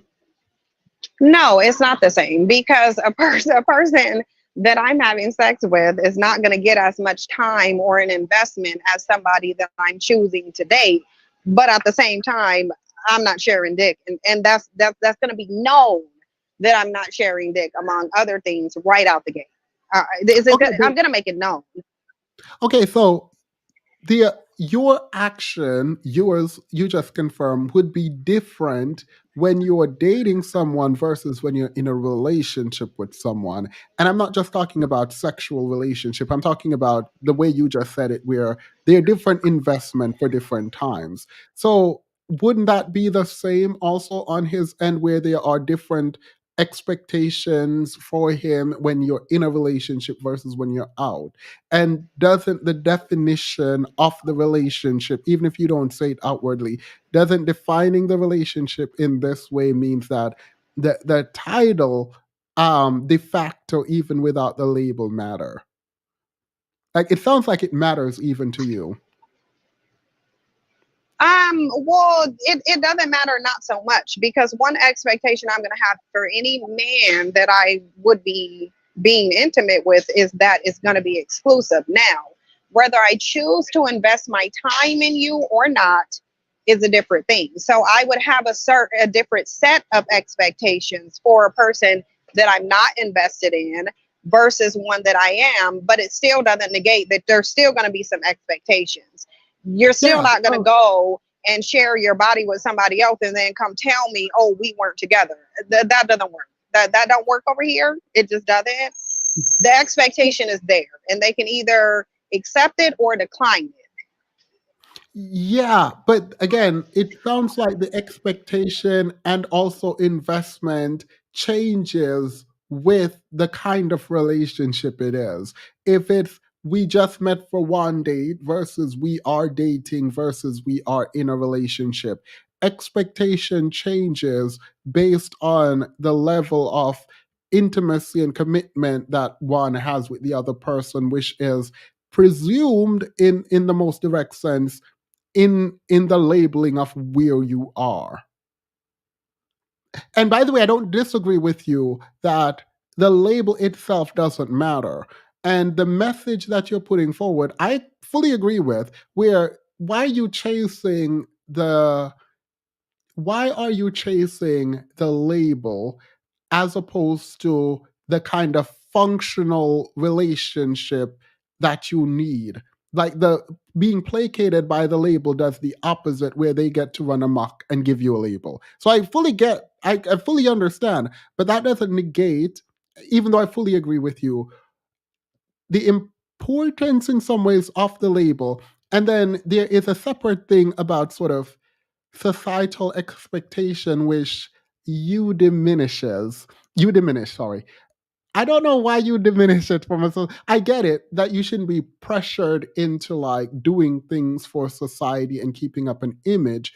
But isn't that why you create your friend group and you create your own bubble so you can hold each other accountable? And so they know also what it is you want out of life, when you're stepping in the right direction and when you're not. And so they can voice their opinion, which you can listen to or not listen to. Like, isn't that a part of creating like a social group? That's how I do it. Yeah, but that's based on expectations, not a title. And that's why I'm saying the title should matter, but it doesn't matter. The expectations of the title is essentially what matters, not the title in and of itself. Because let's just be real, most women don't hold men to the standards and expectations that comes with their title. They simply want the title, because to them the title is an indication of validation and whatever else they would attach to that title. Like some women think that if they just get a title, for example, they think that if they get married, then with that title, they're going to automatically get monogamy. They're going to get an active father for their children. They're going to get a provider and a protector. I think we know that that's not the case. So that's why I put most of the emphasis on what are your expectations and how do you want this relationship to function, rather than the title in and of itself. Because essentially what I do is I'm just putting certain men in a category of importance. And the level of importance is going to determine my level of investment. But I still have expectations for whatever level you're on. There's still expectations. They just may differ depending on your position. But you still get these expectations. And the boundaries are still going to be the same. If you don't fulfill the expectations, you're going to get cut off regardless to the title. That's why I just don't focus on the title. Okay, so I think we disagree here then, because that would mean that you believe most men, we're talking about black men here then, would give the title without fulfilling the obligation. And I don't think that's necessarily true. And I think we can probably both agree that they don't. Yeah, they don't fulfill the obligation, but I think a lot of men refuse to clarify what it is that they want to be in an ambiguous state where they are not held to any kind of real standard. And I agree with you if your argument is that then cut him off. I agree with that, but I think in the complicated in the complicated situation that is a relationship, that to ask a man, for example, to clarify your position is the perfect time to either cut them off or continue. And even if they give you the position to placate you, you still hold them to standards. So even if they say, oh, I give this to you, but you are cheating, then relieve, right? Like you can do both. You can. The reason I'm bringing this, by the way, is I don't fully disagree with you. I just find that the way Raw, Alia, whatever their name is, were talking about it seems to be about kind of allowing an ambiguous kind of interaction because you don't want to put too much pressure on the man. And I don't know why you wouldn't put pressure on. If it is what you want and it is what you want, then ask for what you want. And if they can't provide it, move on. It doesn't make sense to live in ambiguity when you can have affirmation on things. And maybe I'm an idiot in this. We're like, I take your word seriously. I hold you to your word. And as soon as you break your vow, then I'm out. But I need something. I need you to say something. Which is, it might be idiotic to a lot of people. But it sounds like the women who were talking and the men on the panel, I sense that they just wanted to let the man be free and not pressure him. And that's not your concern. In my mind, it doesn't seem like it should be the woman's concern when you want something specific. Yeah, so it's never, whenever I'm in a relationship with a man, what he wants is generally not at the forefront of my mind. Now, that doesn't mean that I won't acquiesce to some of the things that he wants, because obviously a relationship is give and take. But when I go into a relationship, am I thinking about how I can please a man and make him happy? Absolutely not. Not my presence alone, as far as I'm concerned, should be the starting point of you being happy. Now, if there's other requests within that, then you would make those requests known, just like I would do. Like, even if I lay out the expectations at the forefront, which I'm going to do, if I see some problematic behavior in him that I think needs to change, or he needs to implement something else, then it's going to be known within the relationship. But am I just going into a situation thinking, oh, I wonder what this man wants, let me just figure out how to please him? Absolutely not. What I think they were talking about, though, and I'm not necessarily referring to Ra Ali. I'm talking about the short-haired lady with the white shirt. I tended to steer more in alignment with her, because I do believe that Black women chase titles. They don't chase functionality of relationships. They don't chase quality. They chase a title, because they're concerned about what society is going to think of them based on their title and position within a relationship dynamic. I don't care about that. I don't live my life based on what society wants me to do. So I'm never going to sit up here and say, oh, I need to get married at a certain age so that I can have the social status of marriage. I don't care about that. But I think most Black women do. And I think they're actually not at all concerned about the quality of the relationship, which they should be. Because essentially, when the bandit in the red, and it's like, why are you wearing sunglasses, a hat, and a sweater indoors? But whatever. When the bandit in the red said, women are going to set themselves up to get hurt, because essentially what they're doing is chasing after this man for a title before they even determine whether he's deserving to be in a relationship, or if he's fit to carry out the expectations of that title. And that's true, because one of the things that Black women complain about a lot is these cheating, lying, and deceptive ways of men. And if we look at the marriage data, it's panning out that way too. Black women only want to get married. And we know that based on the way the marriages they're carrying out, they only want to get married so that they can get some social prestige, but they're not even considering whether these males are fit for marriage. So you went out. Capable of a successful marriage. So, I mean, isn't that, can you hear me? Sin? Go ahead. Oh, yeah, I'm still here. Okay, isn't that a different conversation though? Like, wanting a title can be useful in some ways. Wanting to be married or in a relationship or whatever it is that you want, would that be the issue if you are in pursuit of a partner, or would not having what you've pointed to, standard expectations and boundaries, be the issue? Because it sounds to me that there is a like, the idea of wanting a relationship is should not be separate from wanting a good relationship that has the following things in it.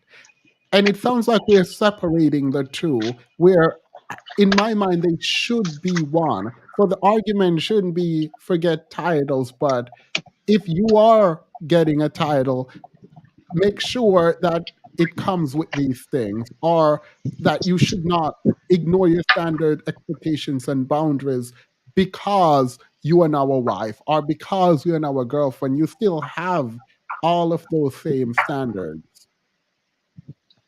Well, here's the thing. I don't think there's anything wrong with women who want a title. I don't think there's anything wrong with that. And I don't think that there's anything wrong with them wanting marriage and even wanting a man to label something. I don't think that's a problem. If you feel like you need a title, get a title. The problem here is that the motive behind wanting a title, the motive behind wanting to get married, because it's like, essentially, Black women are approaching things from a point of desperation. I want to avoid society's stigma, or I want to earn a certain social status that I think is attached to marriage. So then the motivation is not to have a functional relationship. The motivation is to avoid chastisement from society. And that's essentially what we're seeing, because if we look at the marriage data, the marriage they're playing out like trash. It's literally, it's dysfunctional, it's cheating, it's diseases, it's side babies. But you'll hear these women say, well, at least she got the ring. If you ask them, okay, why does the ring matter? They're going to talk to you about something, a society's judgment. So essentially what they're doing is approaching things from a point of desperation, which is going to lead you straight to failure. That's the issue that I have with them wanting the title. They only want the title to avoid somebody else's opinion, not so that they can actually carry out a functional relationship that may be beneficial to the community overall. So that's why I'm saying, think less about the title. The title is fine. Most of the time in relationships, you're going to have a title anyway, most of the time. Yeah. But it's like, pay more attention to the quality of the relationship, because ultimately beggars cannot be choosers. And if you are a beggar, your chances are not putting standards, expectations, and boundaries on anything, because ultimately all you're trying to do is accomplish obtaining that title. And then you just have a trash relationship at the end of the day. And that's what we see this happening. I think we agree fully now then. I think we fully agree. I thought you were like, titles are bad. Why you want titles? You're weak, dumb, don't get titles kind of thing. But I think if you want a title, make sure that you have the standards, expectations, and boundaries with it. Titles should not be used to placate you. If that's true, if that's your position, we fully agree. Yeah, and don't chase a title because you're trying to avoid the stigma of somebody else. Live your life based on what it is that you think is best for you. But when we talk to Black women, you could do a show surveying Black women all day, every day about marriage. They will essentially say, okay, marriage will do this, that, and the third for the Black community, things generally that it's never done. I think we know that most Black people don't come from married parents. So they're not really getting their perspective of marriage based off of what they've observed or what they've seen play out in the Black community. Because if we do a bunch of research, we will see that whatever it is that Black women think that the Black community is going to gain by marriage has not been gained by marriage. It just hasn't. It hasn't created any functional families. It hasn't created anything. But at the core of why they want these titles, if you break it down, it's going to have something to do with the way they think society is going to perceive them for either having the title or not having the title. And that's a failed route for Black women. And I just want Black women to start thinking in a manner that's more conducive to success. Obviously, I don't have all of the answers. Most of my relationships has been dysfunctional. That's why I would exit out of them. Because I noticed that whether you have a title or not, generally the behavior of the man is going to be the same, because they don't really value the expectations that come with the title. They don't value the title. Most of the time when they're giving the title, they're just doing it to placate the woman, but they have no intentions of abiding by the expectations that come with it. They don't. And so I just think that if Black women focus less on title and more on quality of the relationship and stop coming at it from a point of desperation and caring about society's opinion, I think they would actually get more out of their relationships and their titles than they're getting now. Because right now, all they get is the title, if that. All right, but I need to respond. But so it dropped from 800 people to 500 people. It jumped back to 600, and now it's at 563. I don't know what's happening. YouTube is happening. Yeah, I can't help it. So I apologize to everyone. Remember to like the video. It is what it is. Like, it doesn't matter at this point. So we agree then separately. In hearing your response, for me, I do have a ton of empathy, and I think you do too, because of all the messages coming out about Black womanhood. It feels like everyone is like beating Black women over the head to get married. And like, there was an article I had a discussion with someone about like Black women going to school and white women getting married and Black women not getting married. And I remember very specifically thinking, it doesn't matter if they're getting married, they're getting their degrees. And it felt like, I mean, I got dragged for this discussion, not by the content creator. I'm talking about Pink Pill, by the way. Not by the content creator, but by some people in the chat who are like, well, women should be getting married and they should be getting their Mrs. degree also. And like, it feels like, and the research around, healthy home for children, ignoring the fact that like the community is more important than the family. So Right. like, it feels like there's push, and like I have a ton of empathy for Black women in particular who are like, I want to get married, because it takes a strong person to step out and say, let me go look at the research, let me go look at whether or not marriage will benefit me. Let me say no to my family pressuring me. Let me ignore society telling me that I am failing as a woman because I'm not married by a certain time. It takes a very independent minded and a self actualized person to think, I'm going to do this on my own. And if I get married, I get married, but I am not going to be desperate to the point where I'm just taking whatever comes my way. Yeah, I agree too, but the way I look at it is I would prefer to deal with the social ostracization of not being married than to be in a miserable marriage to a man that I'm legally bound to and then have to pay money and lose wealth to disconnect from legally. So that's the way that I look at it. But I really think that if Black women had the same expectations for a man, regardless to the title that they have with the title, I think they would be more likely to get a title. Because if a man goes into a relationship and he thinks that if he doesn't give you a title, then you're going to be okay with cheating, you're not going to hold him accountable, he can step out and go have sex with anybody because you technically ain't with him by a title, then he's going to do that. But if you get in a relationship in any situation with a man and you say, here are these requirements, you need to do this, that, and the third, whether I have a title with you or not, logically, then he would conclude, if she's going to hold me to these standards anyway, if I have to meet these expectations anyway, then I might as well be in a relationship. I might as well. I'm going to have to do what I would have to do in a relationship anyway.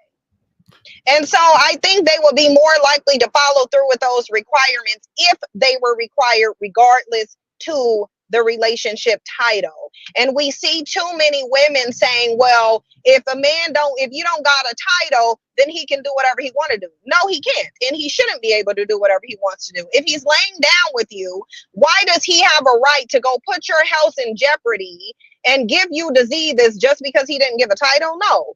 Yeah, if I'm sharing my body with you, you need to be doing these things anyway.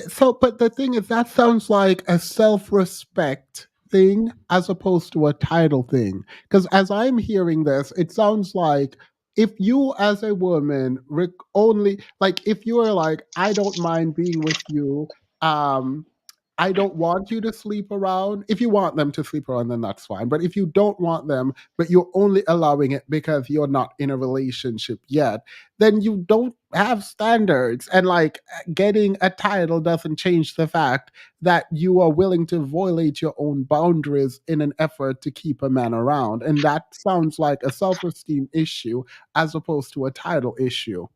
Because no Yeah, amount of and title. Go ahead. that's true. That's true. And that's why I'm saying a woman who has self-esteem and self-respect is going to care less about the title and more about how the man shows up in a relationship. She's going to. Because it's like, you're not, to me, it's like I've never accepted a man, and I've never really had a man come at me and say, well, I was able to do this because we weren't in a relationship. We didn't have a title. Because right out the gate, I tell men, listen, I don't care what you need to call this. You can call it a relationship. You can call it a situationship, 2 bluebirds, 2 blackbirds, frogs, and pigs in a blanket. I don't care what you call it. I expect you to be honest. I expect you to have integrity. I expect you to be reliable. I expect you to not have sex with anybody but me. I don't expect you to be lying. This is what I expect. I don't care what the relationship title is. This is how you need to show up in the relationship. And so when a man has violated that, I've never heard him say, and I say violate when he's violated it, because I think we know, regardless to the title, men are out here violating relationships. When he has violated it and the accountability comes, I have never had one say, well, I can do this because we weren't in a relationship anyway. We didn't have a title. And that's because he knows, regardless to the title, this is what I expect. If you continue to proceed with me, then you are agreeing. Just like how Google say if you use their products, then you agreeing to the terms. If you hear, you agreeing to the terms of service. So I don't want to hear nothing else before, nothing else after. If you done set up here and lied, I'm not about to listen to you tell me, oh, well, we didn't have a title. No, damn the title. This is how you need to show up. These are the expectations. Since you didn't show up the way that you needed to, now you are cut off. You are cut off and you don't have another option. Now, what I've experienced is no man walking away from sin's still undefeated. I'm still at 0 being broke up with. But I have had nearly every last single man try to come back. And it's like, nope, the door is closed and it's locked because you made an agreement when you proceeded and you violated that agreement. So now you're done. You're just done. It is what it is. I'm not about to be sitting in desperation. There's a whole bunch of men out here. Why do I need to tolerate one who's going to sit here and lie and go violate agreements with me? Absolutely not. And it's like, no, I'm not being your friend. We can't be friends because if you couldn't function the way you needed to in a relationship, if you violated the relationship, then why would I want a friend who doesn't have the integrity to uphold an intimate relationship? It's just not going to happen. I'm not forgiving. I'm not going to be your friend. Get your ass out here. The answer is no. Do you believe that relationships are sort of a continuous negotiation? I do. Yeah. On some things, yeah, I do. I do think they are a continuous negotiation. But what is not going to be negotiated is me sharing your dick unless I want to. That's where there's no negotiations on that. Absolutely no. I get that, and that's reasonable. The thing though is, when do you start communicating these kinds of boundaries? And why I'm asking is the leverage, it seems, is continued access to you as a partner. And so when do you start communicating these these standards? Or do you? So at the beginning, you should obviously set standards, expectations at the beginning of your relationship. And I obviously have to admit that I have not always done this. And this is why I try to put it out there that they're so important because, you know, I do believe that if I had firmer standards, expectations, and boundaries, I probably wouldn't have been in relationships as long as I were before I disconnected from them. But I think that with the continuous negotiation, whenever a deficit or a need presents itself in a relationship, that's when you should start doing it. For example, I was in a relationship and I noticed some very insecure behavior on the part of the man. I noticed like some insecurities I didn't like, oh, everything seemed to be an attack on the manhood. Okay, I'm not about to deal with you thinking that your manhood is being attacked just because I challenge something that you say. So at that point, I presented counseling. Okay, you need to go to therapy because you have these issues. It's not normal for you to think that everything is an attack on your manhood. I think you probably need to go deal with that. If you don't, I'm out. Now, did he choose to go deal with that? No. Was I out? Absolutely not. Is he trying to get back in? The door is closed. He is. He is trying to get back in, but the door is closed. Because it's like I told you that your insecurities is presenting a problem in the relationship, is making it where I don't want to talk to you because I'm not going to talk to you and then everything is an attack on you. Go deal with this issue or I'm walking. Now, we know a lot of men don't take stuff seriously. Some men don't think fat meat is greasy. Some men, you got to do it for them to learn it. Typically, they black men. But that's fine because I'm willing to walk away from you. And so I think whenever that deficit or the issue presents itself, that's when more negotiations need to happen. Someone asked a question. Did we talk about? No, we did not. Actually got this from Sin. The Coi Leray and her daddy. We haven't yet. So when it comes to sort of leverage, you don't need leverage because you're willing to walk away. And so your turn away point in the negotiation makes it very easy for you to have standards, expectation, and boundary because you're not going back and forth on anything. You're just stating what you want and then leaving if what you want is not met. Absolutely.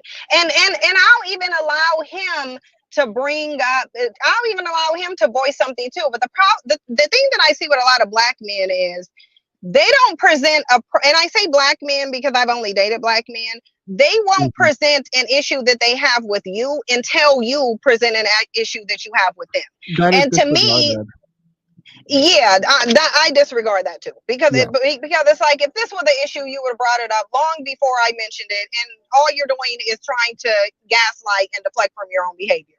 Bottom line is deal with your issues or I'm walking.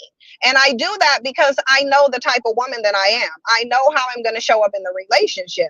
And so to me, you don't deserve my generosity. You don't deserve my niceness. You don't deserve me being nurturing. And I think that because I'm very nice to men in relationships, I actually think they take it for weakness. I think they take it for weakness. Then when they get cut off, then they start acting surprised because now it's like, okay, in language of the tarot card, okay, now I'm gonna turn on the Queen of Swords. Okay, so you want to act retarded? I'm nice, but now you get to see how the Queen of Swords acts, and now you get to see that other side of me where now you go question if I ever cared about you because I'm gonna act like you don't even exist at this point. Okay. Chat ready to throw tomatoes at me in defense of Sin because this does not seem feasible for the average person, not just woman, the average person, because what you are suggesting requires a tremendous amount of one, willpower, two, self-esteem, and three, even if you don't have all of that, like the ability to actually walk away for things that we are taught should be negotiated. This does not include cheating, but we all know even cheating, like women are online saying they don't care about cheating anymore.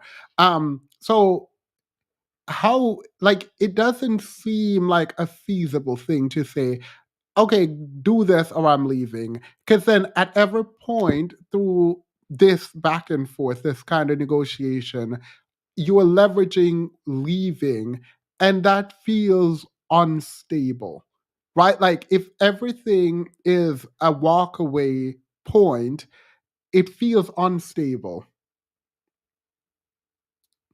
Does that make Well, sense? it depends on what it depends on what the situation is. Like, okay, so toxic insecurities will erode Wait, one second, it one will second, one erode second, one a second. relationship and steal your happiness. 1 second. I'm not talking about sex. Yeah. No, I'm not talking about sex. Like if no, the monogamy is feasible. I don't care what anyone says. Go ahead. Sorry. Yeah, so me walking away depends on a number of different factors.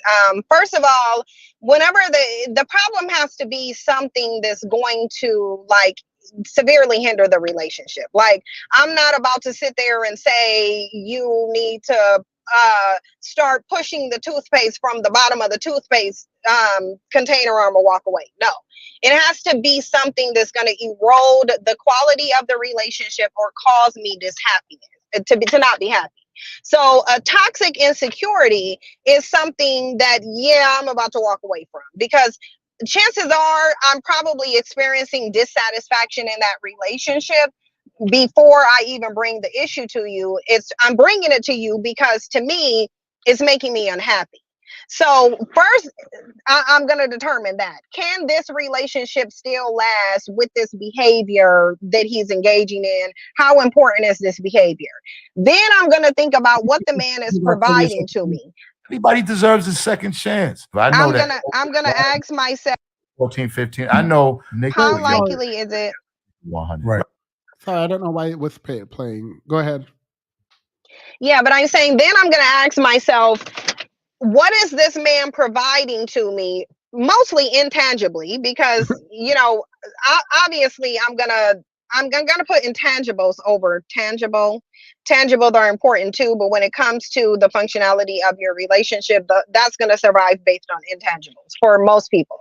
So I think about, what is it that he's providing for me? Can I get it from another person? If I walk away from him, am I going to feel like I'm at a loss, or is he going to be at a loss?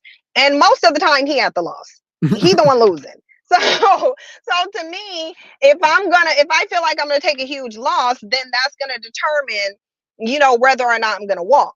And I always do this because I don't want to take a L. So that's how I determine whether I'm going to walk or not. Can the relationship be sustained? Is it making me happy? Am I going to lose more than I gained in this relationship? Can I get the same thing he's offering from another man? And this is the mistake I think men make. I think too many men they don't do a risk analysis before they engage in a certain behavior. They don't do a risk analysis. And I think they will be smarter too, because if you're thinking about, if she finds out if I engage in this deceptive behavior, is she going to walk? And if she walks, am I going to lose something that I really can't, that's really difficult to find? I don't think men do that, because there's too many of them that end up losing good women, or, pushing good women away. There's way too many of them. Way more. I think they do. I think they do the risk assessment, but on one hand, it's not losing the person, it's potentially losing the person in a society that tells the women that they shouldn't go.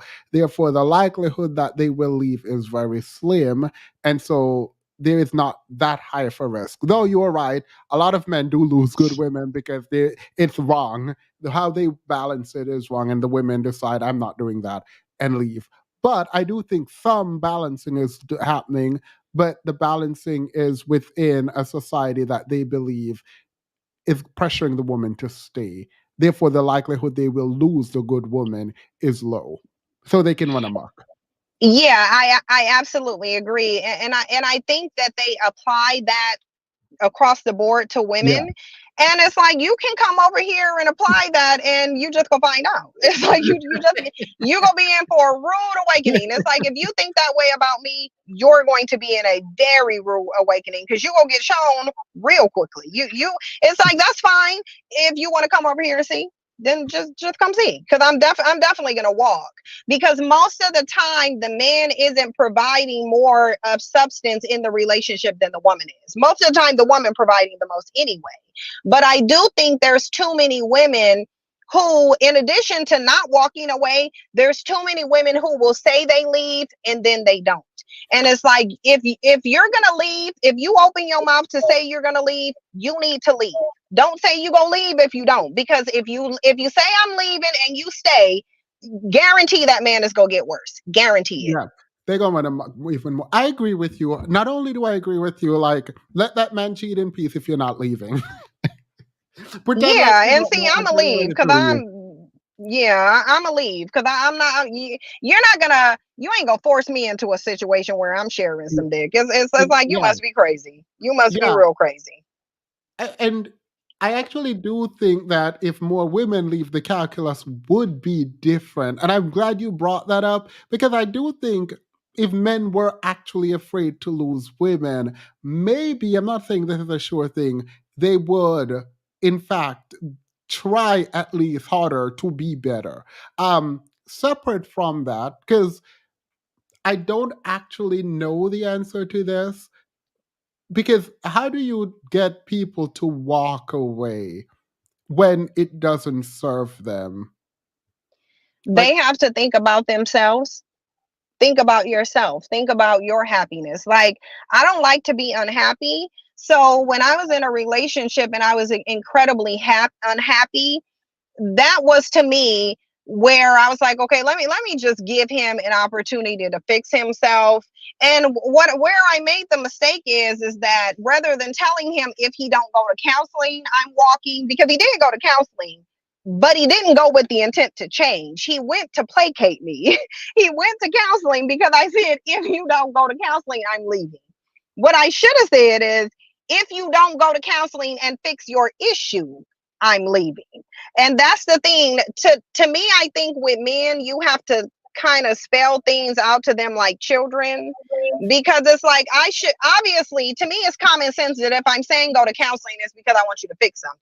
But to a man, it's like, okay, she just wants me to show up in counseling. No, I want you to go to counseling, discuss your issue, get to the root cause of it, and deal with the issue. I'm not saying just show up just to show up. But in that situation, he was just showing up because I said, if you don't, I'm walking. So clearly I needed to specify it more. Everybody deserves it. Go ahead. Sorry, I don't know why Yeah, this keeps clearly I needed to clarify it more. I needed to clarify that you need to actually fix this issue in counseling, not just show up. Because his point is, he was just showing up just because I said, if you don't, I'm going. But I think it's really important, because I'm actually about to jump off here. I gotta go. I think it's really important for. I literally was about to play this video and ask your opinion since you already did it, but that's fine. I know, and I wish I could stay longer too, but because I think the conversation is good, and I feel like we always have really good conversations. But Same. at the end of the day, for women, don't say you're going to leave if you don't plan to leave. Just keep your mouth shut. This is one of the most important things. Do not say you're going to leave if you're not going to leave. Just don't say you will leave. Because the minute that you don't leave, if he still see you there after you said I'm leaving, please do believe that his behavior is, he about to run smooth amok. Worse than he was doing before. I think that's final thoughts on this. I think that's important, because even in negotiation, when you bluff, you better have something even better, because empty words after a while only empowers the other party in the engagement. And so bluffing, I understand why leveraging your absence without actually being absent might be a good thing in your mind to get them to behave, and it will work initially until it doesn't, and you're still there, and they did what they did, and then they do it again. You have completely lost the power to threaten them. You have the threat one or two times, and you don't actually have that, because if you speak it, you need to do it. Like, you actually need to do it. And in fact, I don't think you should speak it at all. You should just do it. Exactly. And see, I'm only gonna give the ultimatum to somebody who matters to me. If the person doesn't really matter to me, you ain't getting no ultimatum. I'm just out the door because you a waste of time, whatever. But if he actually matters to me, then I'm gonna give him the opportunity to retain my presence in the relationship. I'll give him an opportunity to do that because he actually means something. But if he don't, absolutely not. I'm out of the door. Don't come back over here. Don't do it. It's like, don't do it, because now I'm going cold world on you. Ain't no opportunity for you to get back in. It's like you messed up. So you just messed up. Now you just have to charge it to the game, and you just got to look at it as a learning experience. You missed the opportunity because you didn't do what you needed to. So hopefully now you'll go be better for the next chick. But unfortunately, most of these men don't. Like, child, most of these men ain't improving nothing. They not. Don't save them. They don't want to be saved. They don't want to be saved. Don't save them. Okay. It sounds like almost like Megan Thee Stallion dragging these men through the streets. And that's real. I really wish Black women would understand you would get better results if you stop worshiping them. Oh my God. Like these bandits chase after white women partially because of their whiteness and also partially because they want the approval and validation of a white person. They know white people largely don't value them. So they're chasing what doesn't value them so they can earn approval. That's what Black women need to do, because they don't value you and you chasing after them and looking at them as a prize. Obviously they don't value that. And that's what you're doing, because look at the outcome. So clearly they don't value you. They just don't. I mean, that's an economic principle around scarcity too. Like, if it's available and there for you, you deem it less valuable, and that which you cannot have or generally don't have access to, you find it more significant, more important, and thus you try harder for that thing. Now, if you're a terrible person, you go treat both of them the exact same way. However, that's neither here nor there. Just in terms of value, people put more value in that which they don't generally have access to. Well, that's because one, a lot of women don't think that they have a lot of options in men. Number two, they don't know how to be happy with themselves, because and number three, they don't value themselves more than they value the relationship. To me, my happiness is more important than having a man's presence in my life. My happiness and my peace is at the forefront. So if you are a man and you coming into my life and you got this toxic dysfunction and baggage, I'm not your therapist. I can refer you to a therapist. I can show you where you can go get some therapy, but I'm not your therapist. So don't think that I'm gonna be in this relationship to fix you. If a problem presents, you need to fix yourself. And if you can't fix yourself, then I'm not about to stick around and be unhappy just because I'm one of those women who think, and this is what a lot of women are. A lot of women don't find happiness unless it's attached to a man. They are not happy with themselves. They don't know how to be by themselves. My attitude is, leave me the hell alone. Like a lot of women, feel like they would prefer to have a piece of a damaged man than no man. My attitude is, I would take no man over a damaged man. Keep your damaged ass over there. Don't come over here with your trauma. Fix yourself, because I know that if I care about you and you present a issue to me, I'm going to try to fix it so that I'm not stealing your happiness.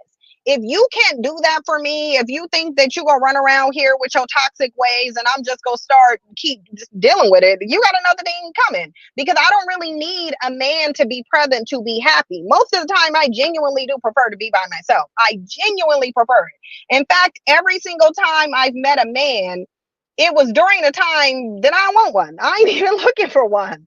I'm enjoying my peace and my happiness, because I'm at my happiest when I'm single, not when I'm attached to a man who's bringing his drama and his baggage and his mommy and daddy issues and then don't want to fix himself. It's like, yeah, okay, I'm just going to need you to go over there or go find you a low tier, low self-esteem, having hood rat, because I'm not the woman for you. And I'll tell a man in a minute, I'm not the woman for you. I think you need a hood rat. I think you need someone who have low self-esteem. I think you need someone who's not going to challenge you. That's not me. So I'm not the woman for you. I think you should go find a woman that's more on your level, that's more on the low vibrational, I want to cling to a man just to say my man, my man, my man. You need to go find one of those.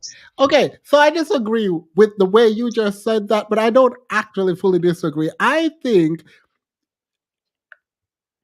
without being disparaging, I do actually think there are people who are better frequency match for certain kinds of people. And I know this because there was this military guy dating this girl, right? And she's like a lawyer, super successful, whatever. The military guy didn't go to school, whatever, but he's like a good person. And they're both good people, but they didn't match because every time the lady spoke, the guy felt like she was speaking down to him. They never clicked. They were always debating. It was never good. And now she found a doctor, they match and they speak well together. And the military guy found someone else with very specific qualifications too. And they match now. This girl looks up to him. They engage with each other. It's beautiful, amazing. His insecure self met someone who made him feel less insecure. And she, who is confident and self-possessed, I'm sorry, this is how I see them, found someone else who is confident, and they're more a match. And I don't think that's a bad thing. I think a lot of the times we like I think a lot of times we I think a lot of times I believe, I'm going to say this and then I'm jumping off because I'm way over time. I do believe in people finding their match. The problem is, for a lot of men, is that they don't understand that certain behaviors and outcomes are going to be attached to certain women. And what you typically see is them wanting the benefits of a strong woman who has standards, boundaries, and expectation, who's a go-getter. They want the benefits of that without the standards, expectations, and boundaries. And it's like, yeah, no, you're talking about two different women. If you want a woman who's going to allow you to go share your dick with different women, that's not this type of woman. This type of woman is not going to want that. You need to go find a woman who has low self-esteem, who does not value herself, who is not able to exist in her own energy. You need to go find that type of woman, because that's the type of woman who's going to be so desperate to have you around her that she's willing to share you. I'm not one of those women. It's like, I'm not a woman that needs to be dependent on a man and think having this piece of a disloyal man is better than no man. It's like, you need to go find a woman with that mentality, but then you need to take everything that comes with that mentality. And the problem is that they don't. They want to find a high quality woman and then have her act and accept the things that a low quality hood rat would accept. And it's like, yeah, that's just delusional. Ain't nobody about to do that. It's like, you have to ease on down the road, like for real. I disagree with Michael the Jackson. assessment of the two kinds of women. I disagree with this assessment. However, I agree with the I agree with the general point, but I disagree with the assessment. But certain type of women do tolerate certain things. And usually a high quality, high self-esteem woman who's well adjusted, mentally balanced, and have everything going for her.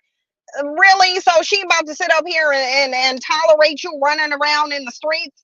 Absolutely not. It's like, if you don't go miss me, go find you a bird. Okay. I don't know if you need to go to Petco. I don't know where you need to go. But okay, here's the thing. Go find you a female. I'm going to tell them, go find you a female. Because if you say female, I don't know whether you're talking about a human, dogs, cats, lions, tigers, or bears. I don't know what you're talking about when you say female.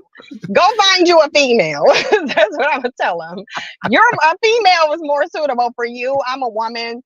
So I just can't give you what you want, and that's fine. We can both part ways and charge it to the game, but your level is more of a female, not a woman, and so that's where I'll put it. But I gotta go, so thank you for letting me come up. I really enjoyed it. I really did. Thank you. I enjoyed it too. Bye. Thank you. You too. I'm gonna be listening in. All right, good, because I have to distance myself from everything you just said. I'm distancing myself from females.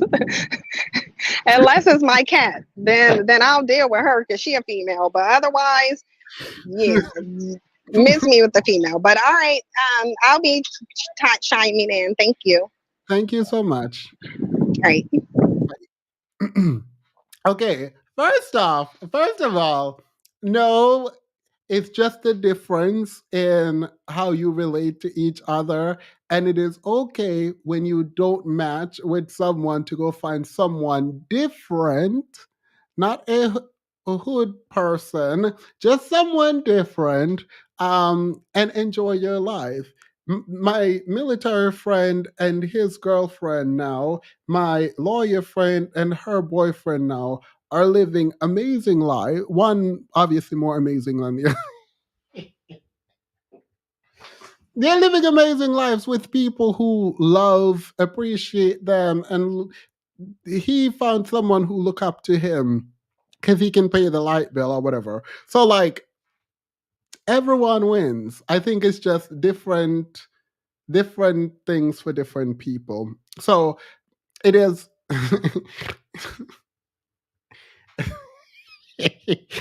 it is what it is.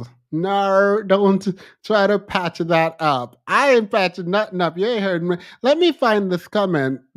Thank you, Wake Up. I didn't patch anything. I didn't say anything. Sin said it. I didn't. Y'all, I never said this. Never said this. I had it up for the longest time. Completely forgot to come back.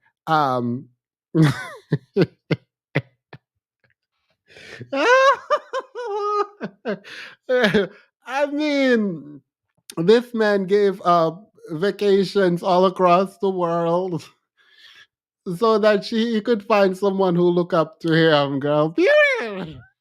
Imperial priorities. Priorities. Girl, period. I'm here for it. Know what you want out of life and go for it.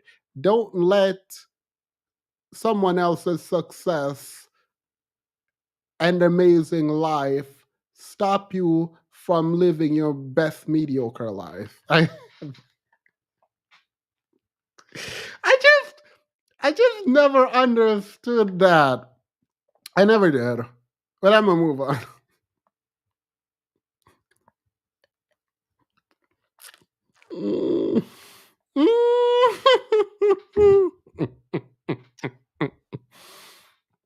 And when I say she's vacationing, the part of me feels like she only vacationing and taking all them pic for the gram to flex.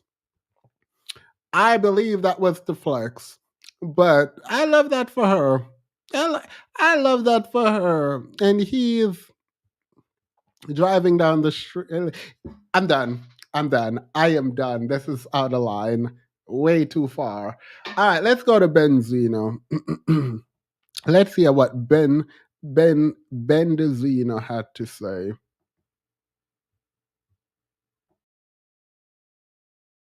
It's a second chance. I know that Elvis, a lot of them was 14, 15. I know Nick with young girls, to keep it 100, right? I'm not into that. Again, the legal age is 16 years old. So does that make it right if it does it? Yes or no? To everybody on the table. Absolutely does that make it right? No. If it's legal, does it make it right if it dates a 16-year-old? Makes it very wrong. I Ladies? don't agree. No, it's gross. All right. So, but it's legal in America. Right. So why the is R. Kelly doing all this time? And because you know why? Because they're 14 and 2 years younger. But you don't think that the ones that you don't think that the people who cleared it for 16 years old didn't know that they're with 13 and 14s too. Right. Like, even to make a age that young to be the law, you already know they're going under that. Right. I'm not condoning Nick with little girls. It's sick. Right. All right. It's sick. I agree. But I don't think R. Kelly should write. Do you think we should give R. Kelly a second chance? Everybody deserves.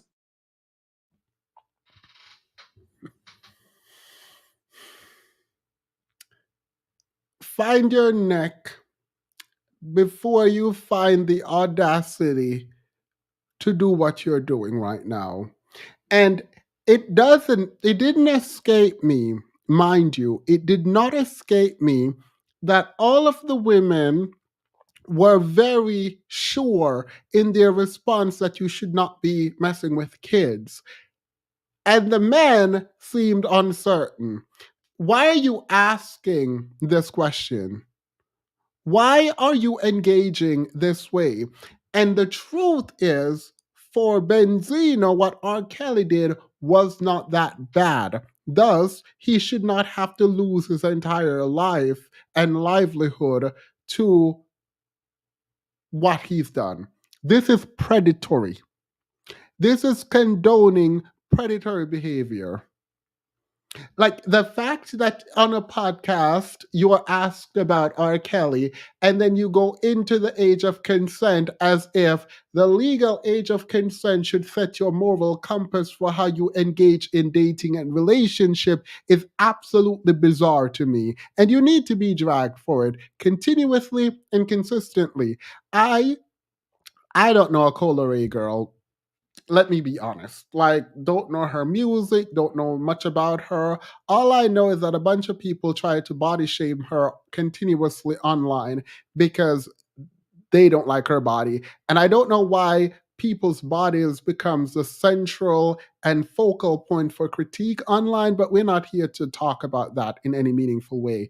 She came out, and apparently Benzino is her daddy, and she came out and she distanced herself in what I think is the most amazing way that I've seen in a while, where a child comes out and say, you know what? You disgusting. You disgust me. I want no parts of it.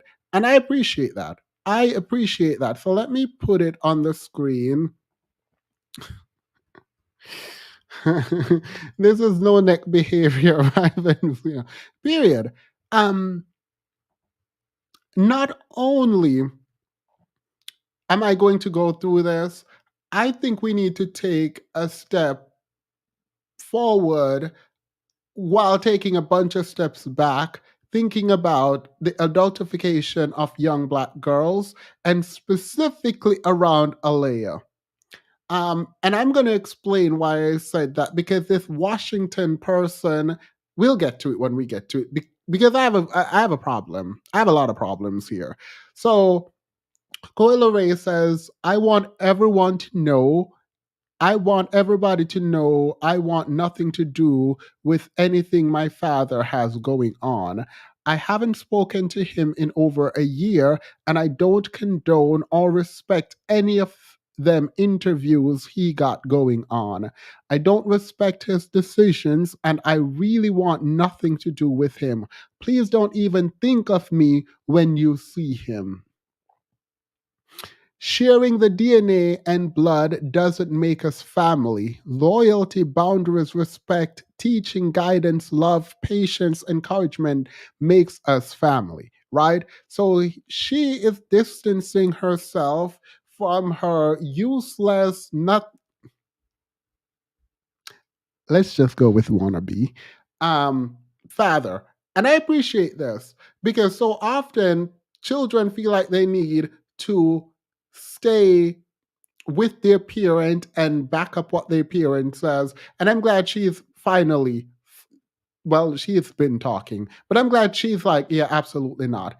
And this would be what I expect from a man who doesn't know how to protect young girls, that her daughter wouldn't feel loved and protected by her. Like I expect this. And so the trauma continues. The idea that Benzino and a lot of men are out here talking about free R. Kelly, it wasn't that wrong, she could have moved, is a problem for me. It is. It is a problem, and it shouldn't just be a problem for me. It should be a problem for absolutely everyone. Isaiah Washington, and I'm not going to play this video because it's on Vlad TV, and you go on Vlad apparently when you're washed up, useless, and you don't have anything else to offer to the world, so you go on there to air out your business so that you can give him money and he can give you, I don't know, clout. I don't know what he gives you. But people tend to go on Vlad to sit there, do nothing, and just say a bunch of nothing. And Isaiah Washington decided that when the subject of Alea comes up, that he was going to say that a 13, 14, 15-year-old young woman dating and married to a 30-year-old grown man, was fully in control of the situation. It is the thought process of men and people, particularly within the Black community, of thinking about girls as quote unquote fast, right? If you read Dr. Cotton's book, Thick, you get the idea of what happens culturally when we look at girls as fast and not as the grown men as predators.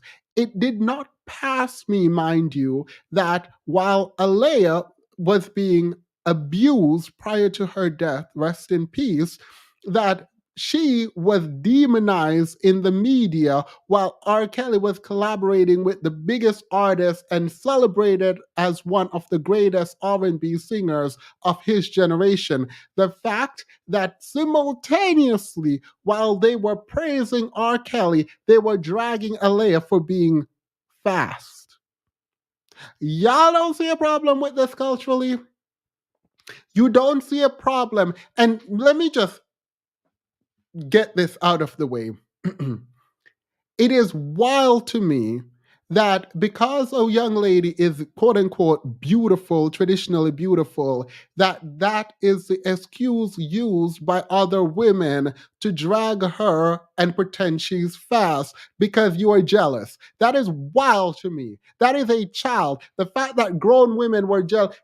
We have blog posts and comments about Alea when she was young and being abused by this grown man, of women and men pretending like it was her fault and she was wrong and someone said something to the effect of she had the Jezebel spirit latching in to R. Kelly. Girl, wait.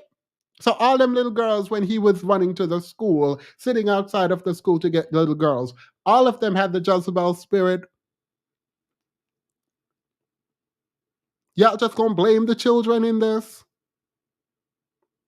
Yeah, I don't see a problem. And it's not just one or two people. This is a cultural phenomenon. This man continued to have a career, and not just like the small career, not like, oh, he's insignificant. He was a giant in the R&B sphere, in the Black community, generally. Like he wasn't just for a few group of people. He was the person. He was the R&B singer for an entire generation, while everyone knew or knew someone who knew what he was doing. And everyone blamed the young girls instead of the grown men. We all participated in a culture that promoted a predator while demonized the victims of his degeneracy. We did it, and we continued to do it, and we continued to do it. And then when he finally started facing penalty, y'all jumped online talking about free R. Kelly. Free R. Kelly from what? From what exactly are we freeing R. Kelly?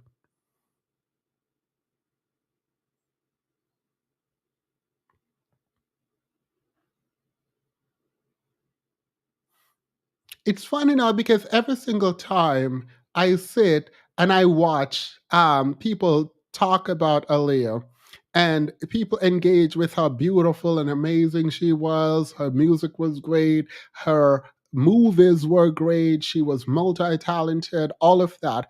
I'm reminded when I was younger of just like the conversations happening around her being fast, and people like pretending that this girl was the problem, that she was wrong.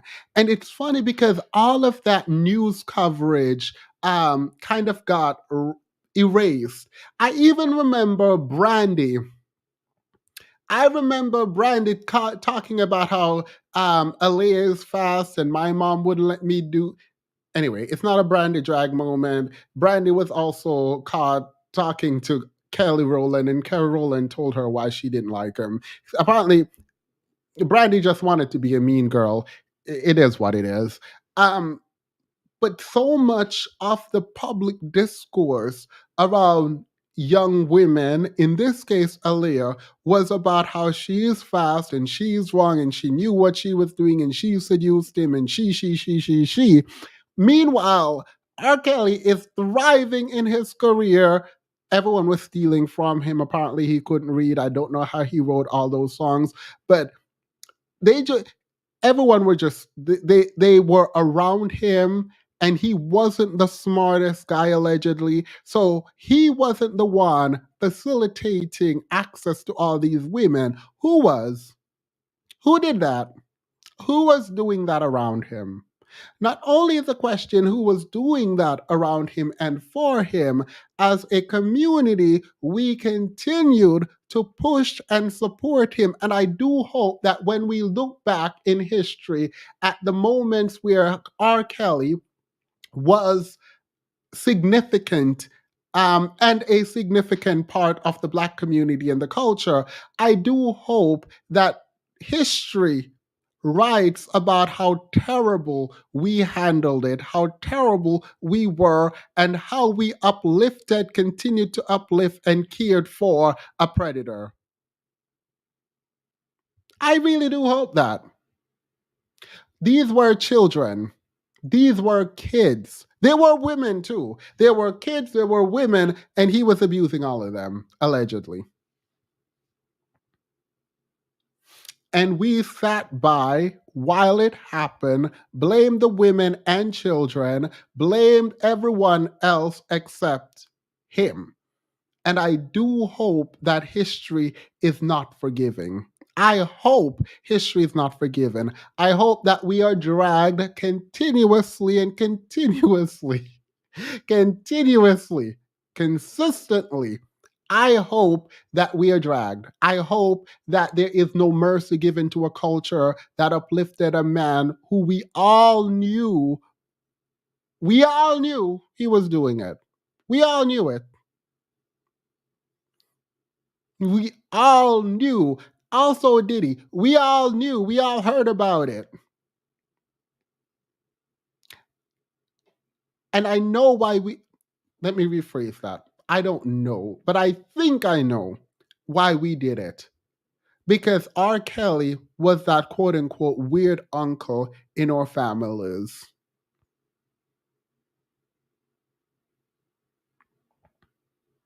He's appealing and all that foolishness.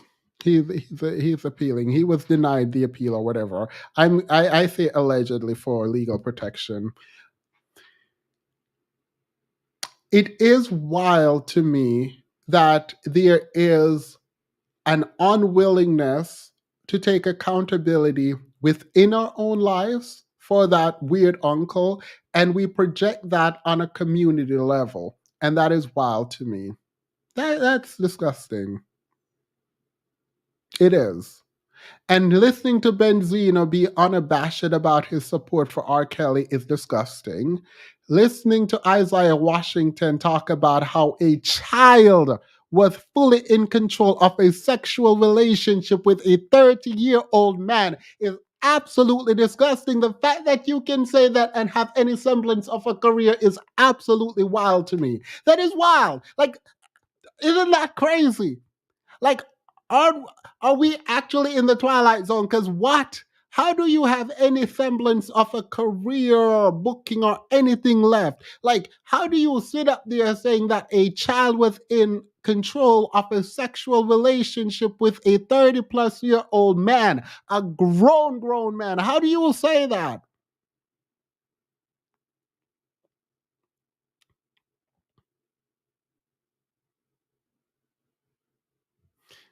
That is wild to me, and I'm going to leave it there. I'm leaving that there. I don't want to go for 3 hours, and we have more things to talk about. So let's just move on.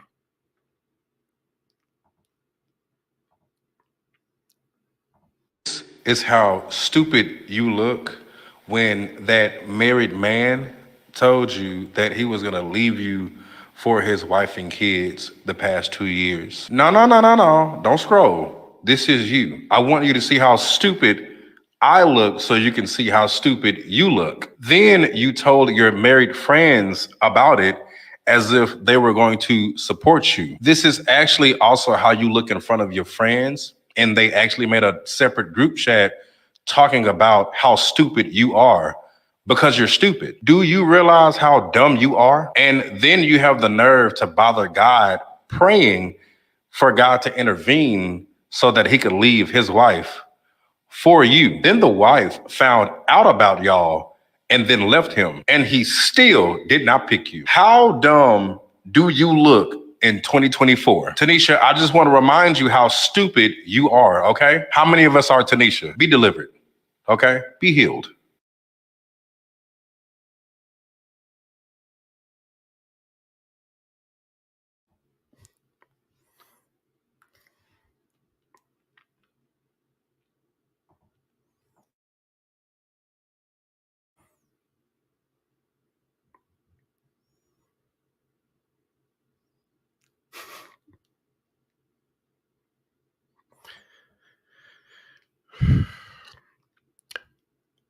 I'm gonna need my Discord to help me with my outline. I do. Because there's no reason this should come after that. Partly because I didn't think I was going down that long rant. So because I did, this feels really inappropriate. 2Ls is in timeout. 2Ls is in timeout permanently. For the rest of the show, permanent timeout for the rest of the show. Absolutely not. No.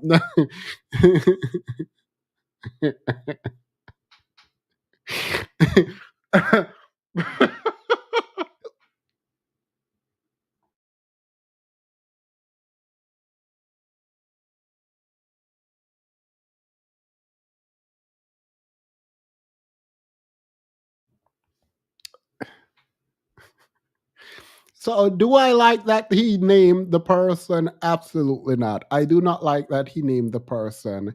And unfortunately,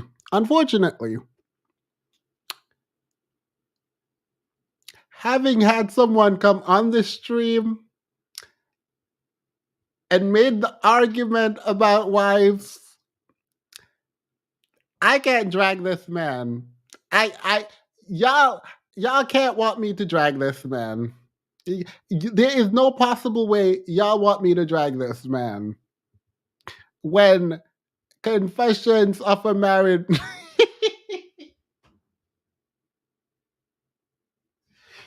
girl. Anyway, I'm gonna leave this alone because I don't want to ruffle. I don't. I don't want to ruffle any feathers. Because it's not right. We are allowed to make mistakes and fall in love. Someone said, do not let a wife stop you from finding your twin flames, even if it's her husband.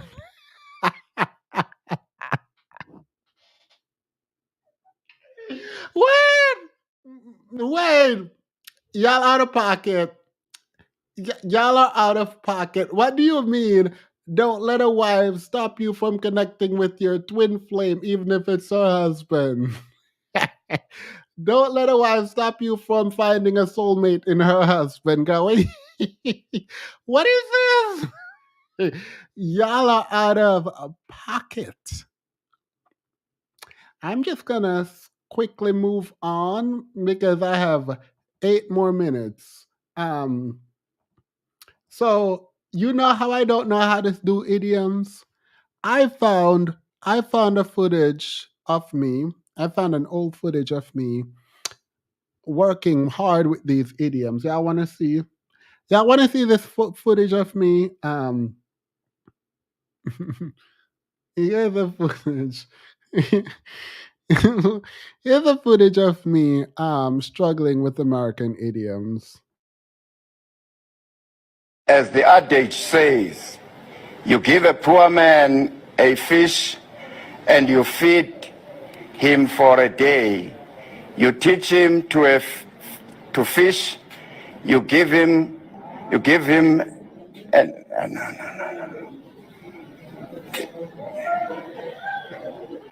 As the adage. Y'all not gonna tell me that's not me. Yeah. Y'all not gonna tell me that's not me every day up here. Me chopping and screwing all these adage. Me chopping. Me chopping and screwing.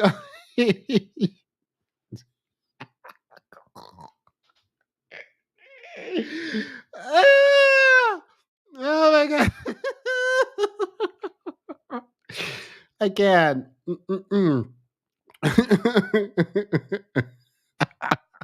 Yeah, period. Teaching men to fish, and who knows, girl? Maybe one day he'll catch more fish. I don't know. Give a man a fish, you feed him for a day, teach a man to fish, and he might go out and catch a fish. What do you mean?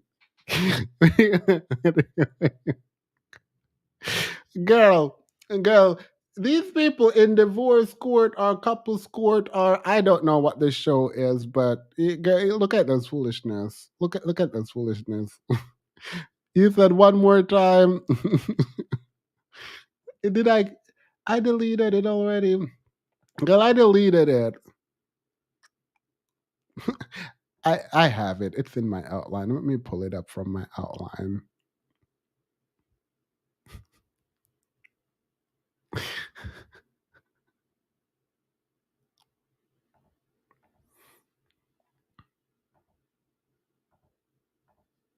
Here you go.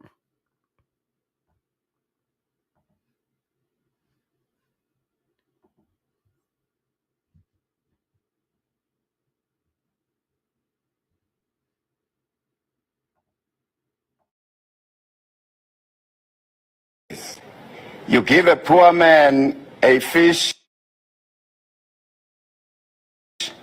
and you feed him. My God, I completely forgot this. I forgot this. Look at this one. Look at this one. I forgot this one was there. In this coming Saturday, and for more on this, Jessica. Good afternoon, Jessica. Good evening. When we speak about sports, we are hearing that Coca-Cola will be fighting on Saturday. No, you're not going to do that. You're just going to greet me and then you say, take it away. You're not going to do that. I don't know. Jessica, we are live. You're not going to do that. Jessica was not playing. Jessica said, no, you're not going to do that. You're not going to ask me any question. You just go and say, take it away, Jessica. Jessica, we're live. We're live. Wait. Jessica was over her. Jessica was over her butting into her new segment. Jessica was over her. Jessica was over her trying to get into her new segment. Let's get into it.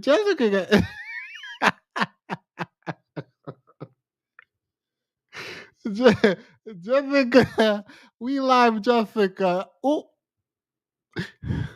wait.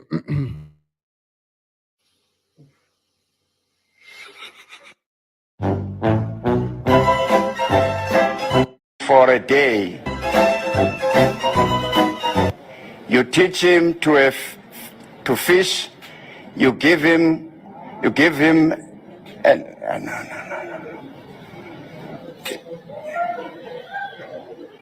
As the adage says, you give a poor man a fish and you feed him for a day. You teach him to fish. You give him, and no.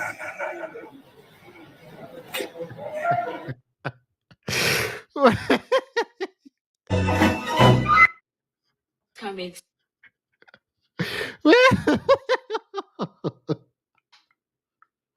Yeah, why are you stressing these people?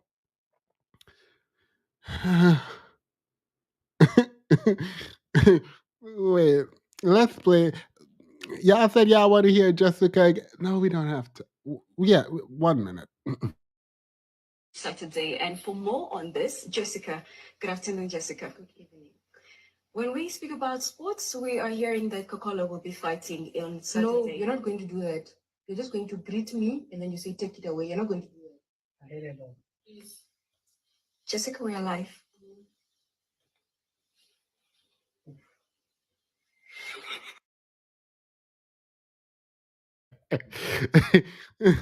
that ain't right. Oh. Wait, why there's so many? First and foremost, we are used to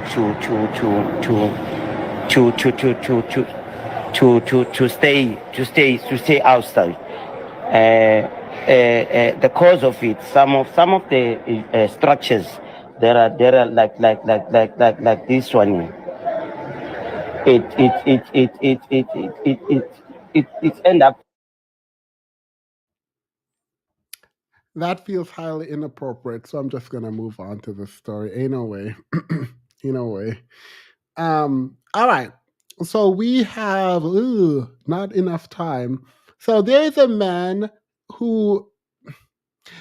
suggests moving in another woman because his employed girlfriend doesn't have time to cook, but he only contributes $300 towards bills. You treat me better when I made more than you. All right, let's play this. Let's play this because this don't make no sense to me.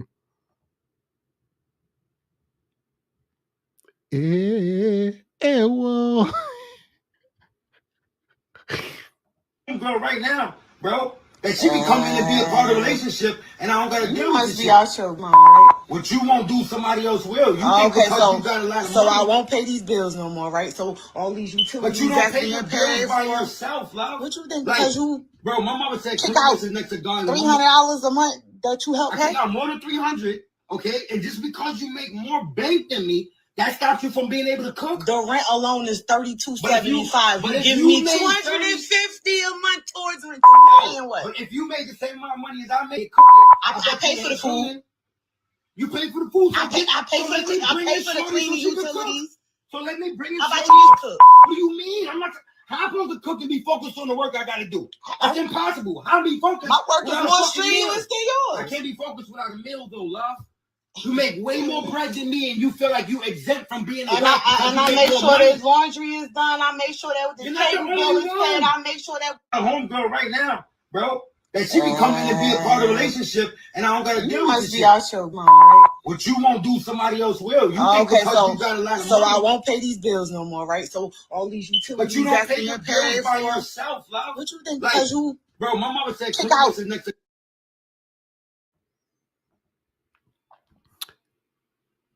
If you say you're embarrassed for him, then we are on different pages. Girl, why are you sitting there arguing with elitists? Don't do that. Things can happen to you. You don't know what's going to happen. Don't speak from that perspective. I don't know what perspective to speak from.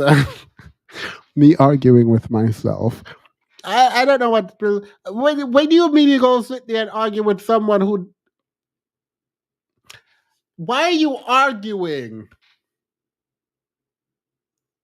Why are you arguing with him?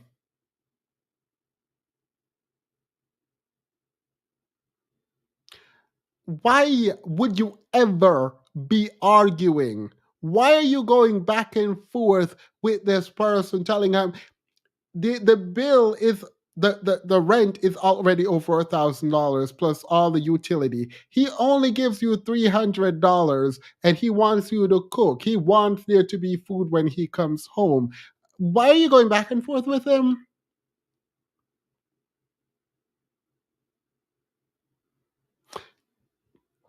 This don't make sense to me. This is not, something is not computing. It's not computing. None of this makes sense. What do you mean you're just... Why are you talking? Look. All I'm saying is this, right? I know female right? You know her too. We could all be in a relationship together. So how about this, to right? cook, one woman to clean. How about this? One woman to teach the How about kids what this? they need to get taught. How about this? You're right. My income, I can afford to take care of me and all the kids. But your income I can doesn't take make me sense. and we can That's the leave. problem with women And let's see how nowadays. far Y'all you think get. because y'all make more money than Let's a man. see how far you get with your Y'all son. think because y'all make more money than a man, that stops me from being a woman to my man. How are you supporting me through your money? How do you make me I feel make like sure you believe got in my food in dreams there through to your eat. money? What food? I'm heating up ramen noodles every night, bro. That's You're your not cooking, choice. bro. That's I your come in choice. your house, you're That's not your cleaning. choice. Why? It More don't money matter than to me. But if I made more than you, then what? You be at my head and foot serving me, right? No, it shouldn't be about the money, love. I don't think right? so. If you're my woman and I'm your man, No. if we both have $0, we should both be able to go back and forth with each Right, other. so we both should be why is cooking. it that you're not the the refrigerator? All I'm saying is this, right? If someone is threatening you with another, quote, female, not even women, if they're threatening you with another female, why are you there? I don't understand this. How can you sit there and have someone speak to you in this way? Like, how do you sit there? I am not blaming her. She is not like, there's an argument happening here. I guess there's no victim, whatever. To be sitting up with someone threatening you that they're going to, threatening rather, that they're going to go find another, quote, female, and you're arguing with them, this is wild to me. What do you mean he knows another female that will step in your shoe? It sounds like they're already cheating, in the words of Sin. Like, what do you mean? Like, and you are sitting there arguing with this person, and like, that don't make sense. You're recording him, which is wild. Like, there's no talking. Just pack your things and go. If it is his place, if it's your place, tell him to pack his things and go. Like, there's no talking. He has another female. Let him go to that other female. Ain't nobody got time for that. This is too much. This is like a lot. There's no back and forth happening. Like, I can find another female. Oh well, good for you. Goodbye.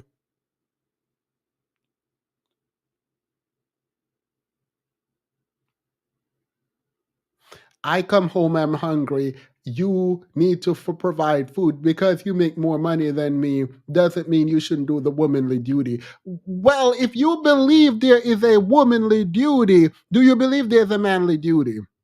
Where is these duty coming from? Because if the man's duty is to provide and protect and you can't provide, why do you expect her to uphold her end of the patriarchal bargain? You can't uphold your end of the dusty patriarchal bargain, but you want her to help you uphold your end, i.e., providing, and also she should do her.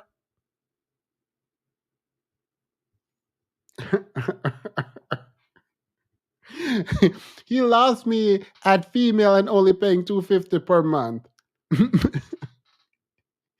Good. It is wild to me to see you sit up here and argue back and forth with someone who can't even afford to be by himself. This man can't afford to be by himself, and he's there threatening you to leave. Yeah, and you're arguing back and forth. Like, there's no arguing. Do it. He can find another female. Let him go. Not another, just a separate one outside of you. Don't have anything to do with him. What do you do? What are you doing?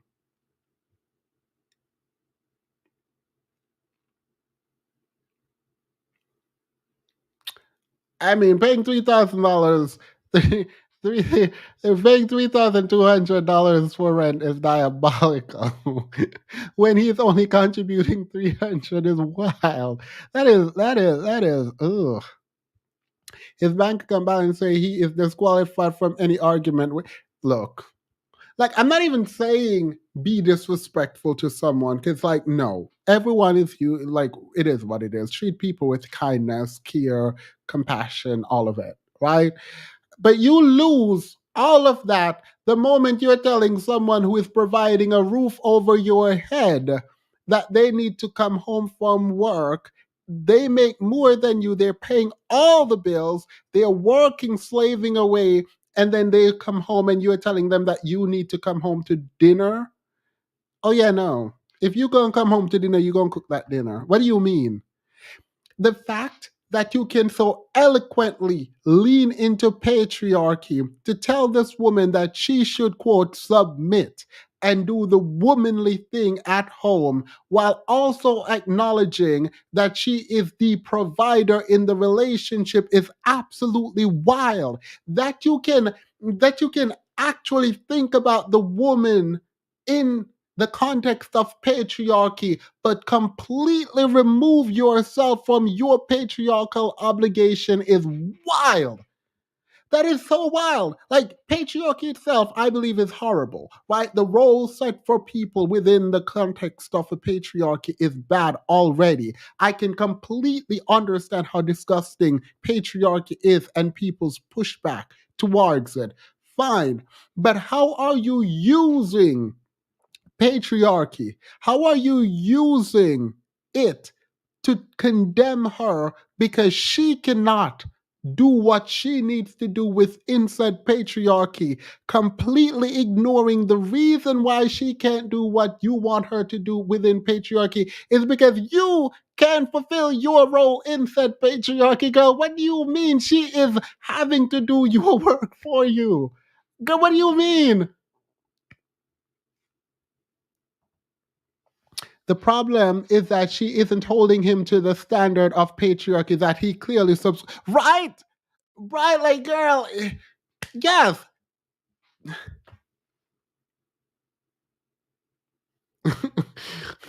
Two L's, you're out of pocket. Thank you, Sin. 2 L's, you're out of pocket. 2 L's, you're out of pocket. You're out of line. You're out of line. We both should be cleaning. But I do we both. You don't do have to as a man. I'm supposed to provide, protect, right? Hold up. Repeat that again. Repeat that again. But I provide. The two pieces. But I provide. You don't provide. But I provide because you make more money than I feel like refrigerator. I pay these bills to keep this electricity on. So that's not all my money. That's like the same thing. My money.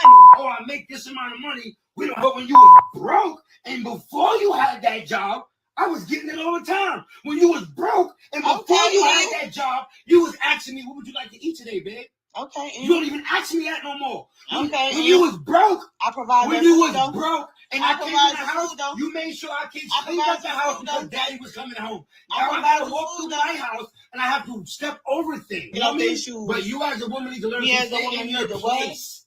That's what you need to do. Okay. So quit my job. I'm not telling you to quit your job. Quit my job. Look. Quit my job. Listen to me. Right? We both should be cleaning. But I do both. You got that's what you're saying, right? I'm not saying quit your job. Quit my job. I'm giving you ultimatums. Either Shorty can move in with us. You work 8 hours a day. I'm working 16 hours a day. So quit my job. I can leave. Right?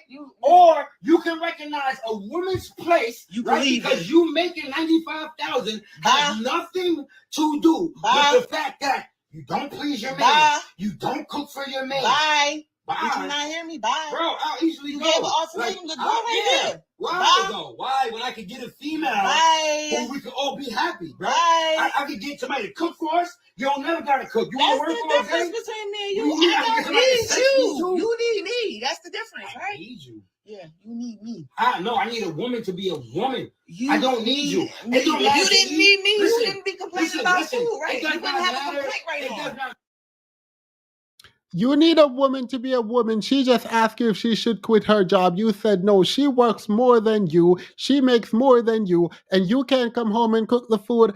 I like the fact that she keeps saying bye. The problem with her saying bye is she don't actually mean it. She's going to say bye and then sit right there after this man is disrespecting her and playing in her face. Like, ain't nobody got time for that. Like, what do you mean?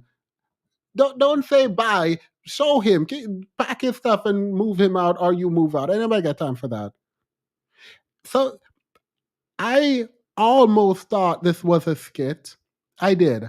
Until this, where unless you are the greatest actor in the world, this is not a skit.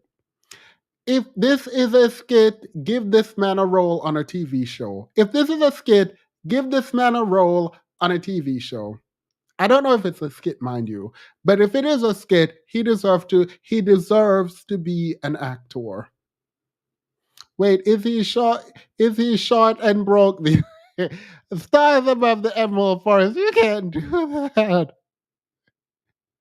This is supposed to be better than girl. And it don't even make sense. This literally does not make sense. And he seems to want, I think what he wants, what he's advocating for, is to bring someone else into the relationship. He does not want to lose the woman talking to him because she apparently is making almost 100K. And he doesn't want her to quit her job. He's arguing to bring another person into the relationship.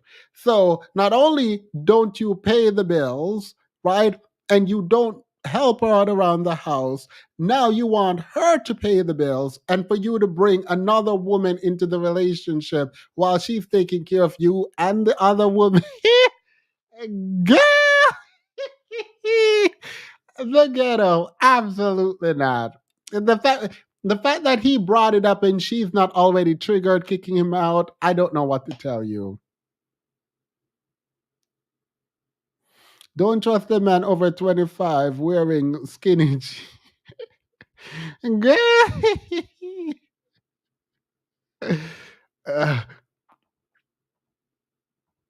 Matter to me if my woman is making $2,000 a year or $95,000 a year. What matters, woman? My woman makes sure I'm gonna keep being a job. That's what you're saying, right? I'm not saying quit your job.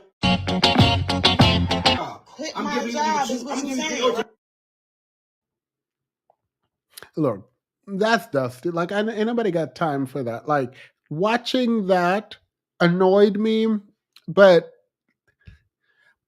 I don't know if I'm supposed to laugh, be upset, or provide advice for what I'm about to show you. I could have gone and found the entire episode, but it's too much. It's too much. So before we go into the app, actually, let's watch this in the after show because I need to compose myself for the foolishness that I'm about to show.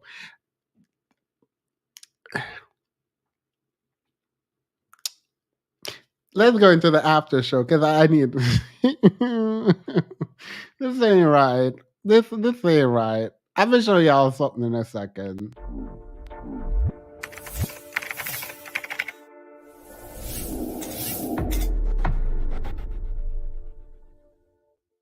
So one of y'all sent me this video a while ago, and I didn't quite know what to do with it or how to engage with it. So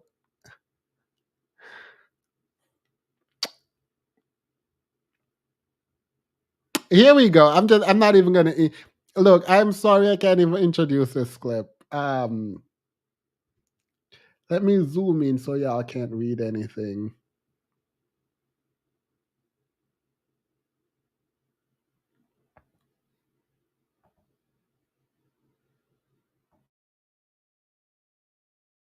Is still in love with his ex, and I'm nothing at this point. So I'm still in love with her, though. You know, I love her. She's beautiful.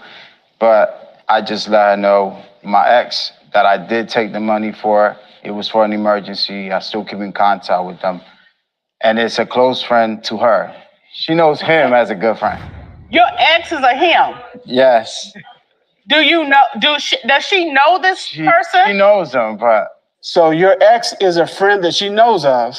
Yes. And she knows that him, but she doesn't know he is your ex. Yes. Okay. So now it's coming into place. That's why you don't want to get off overnight. Wow. So your overnight job is really with your ex. This is just Wow. Okay. Well, I think we have enough.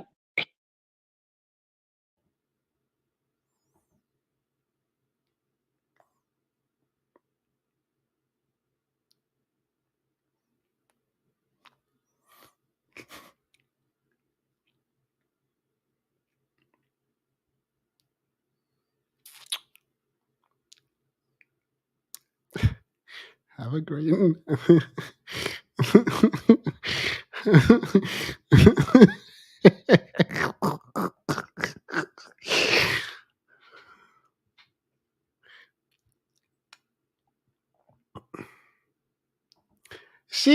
This man took money from her to give to him.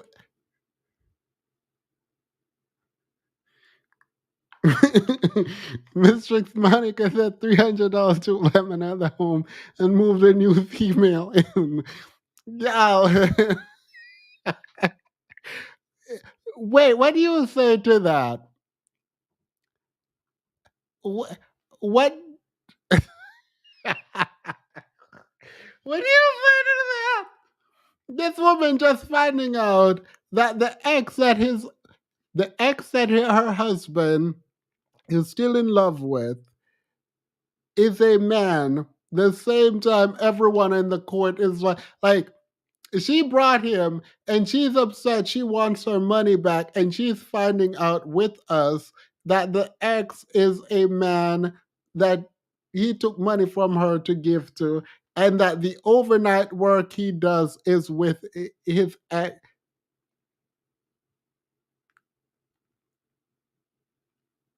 She didn't know. She.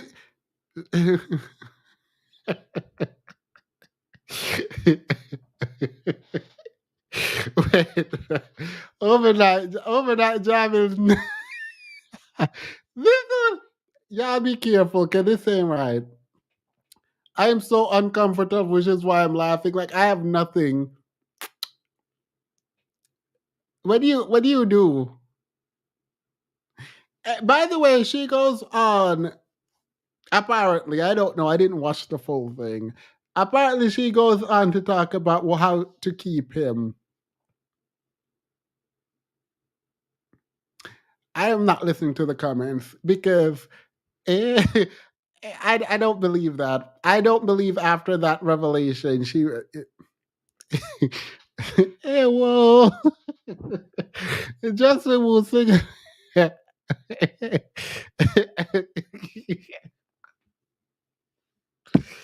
Ain't no way. Ain't no way. Ain't no way. Hey, whoa. So I have to go.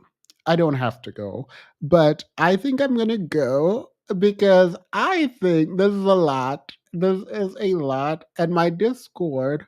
I need to talk. Before I go, let me bless y'all.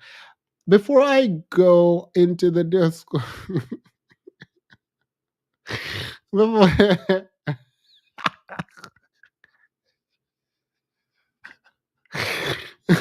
before you forget that.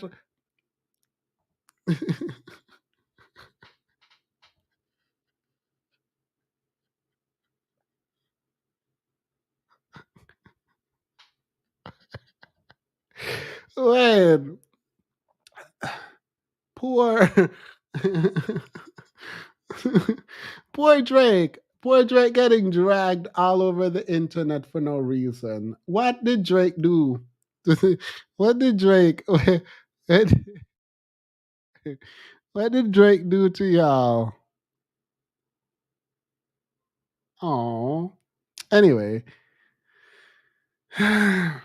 I appreciate you all so much. Thank you all for being here tonight. And next week we have a great show. We're putting together another men's panel. There's just a lot that we're going to be doing this month. As I prepare for June, where I have a vacation planned, because I'm going to turn up. Brr, I deserve it. Thank you all so much again. I will be doing membership live. For those who are members, the reason you haven't seen live streams is quite simple. My Discord, and I'm going to break away from them a little bit. My Discord, we watch the videos and do the reaction that we would be doing in the membership live in the Discord. And then the Discord tells me to go rest. And when the Discord tells me to go rest, I listen. So I will do lives. I'm going to start doing more members content. I truly appreciate the investment into me and the care for me. So please know that I don't take for granted. I don't at all.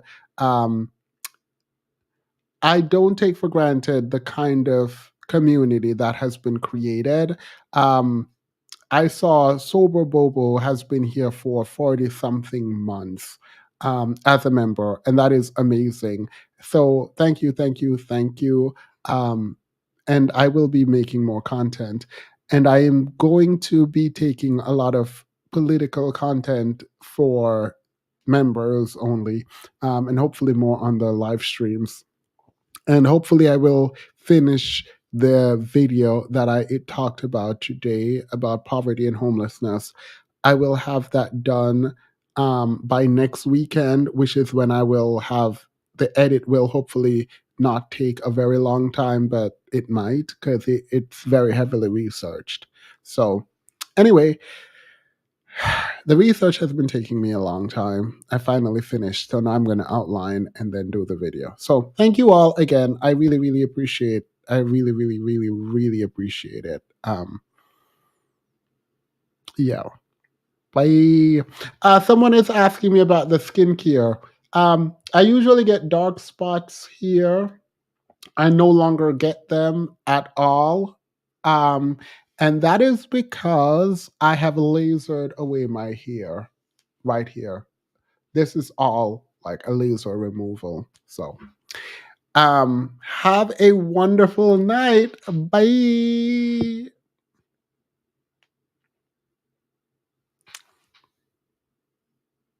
Oh, someone, I forgot who. You Are My People. If you know the song The Show by Linka. Linka, yeah. Slow it down, make it stop, or else my heart is going to pop. Yeah, it's too much, it's a lot to be something I'm not. If you know that song, You're My People. I don't remember how old that song was, but it is. I loved that song for so long. It's called Just Enjoy the Show or The Show by Linka. I don't know if she was a one-hit wonder, but I absolutely adored that song. The same black man won't give up the skincare routine, period. Chica, we don't listen to you. Bye.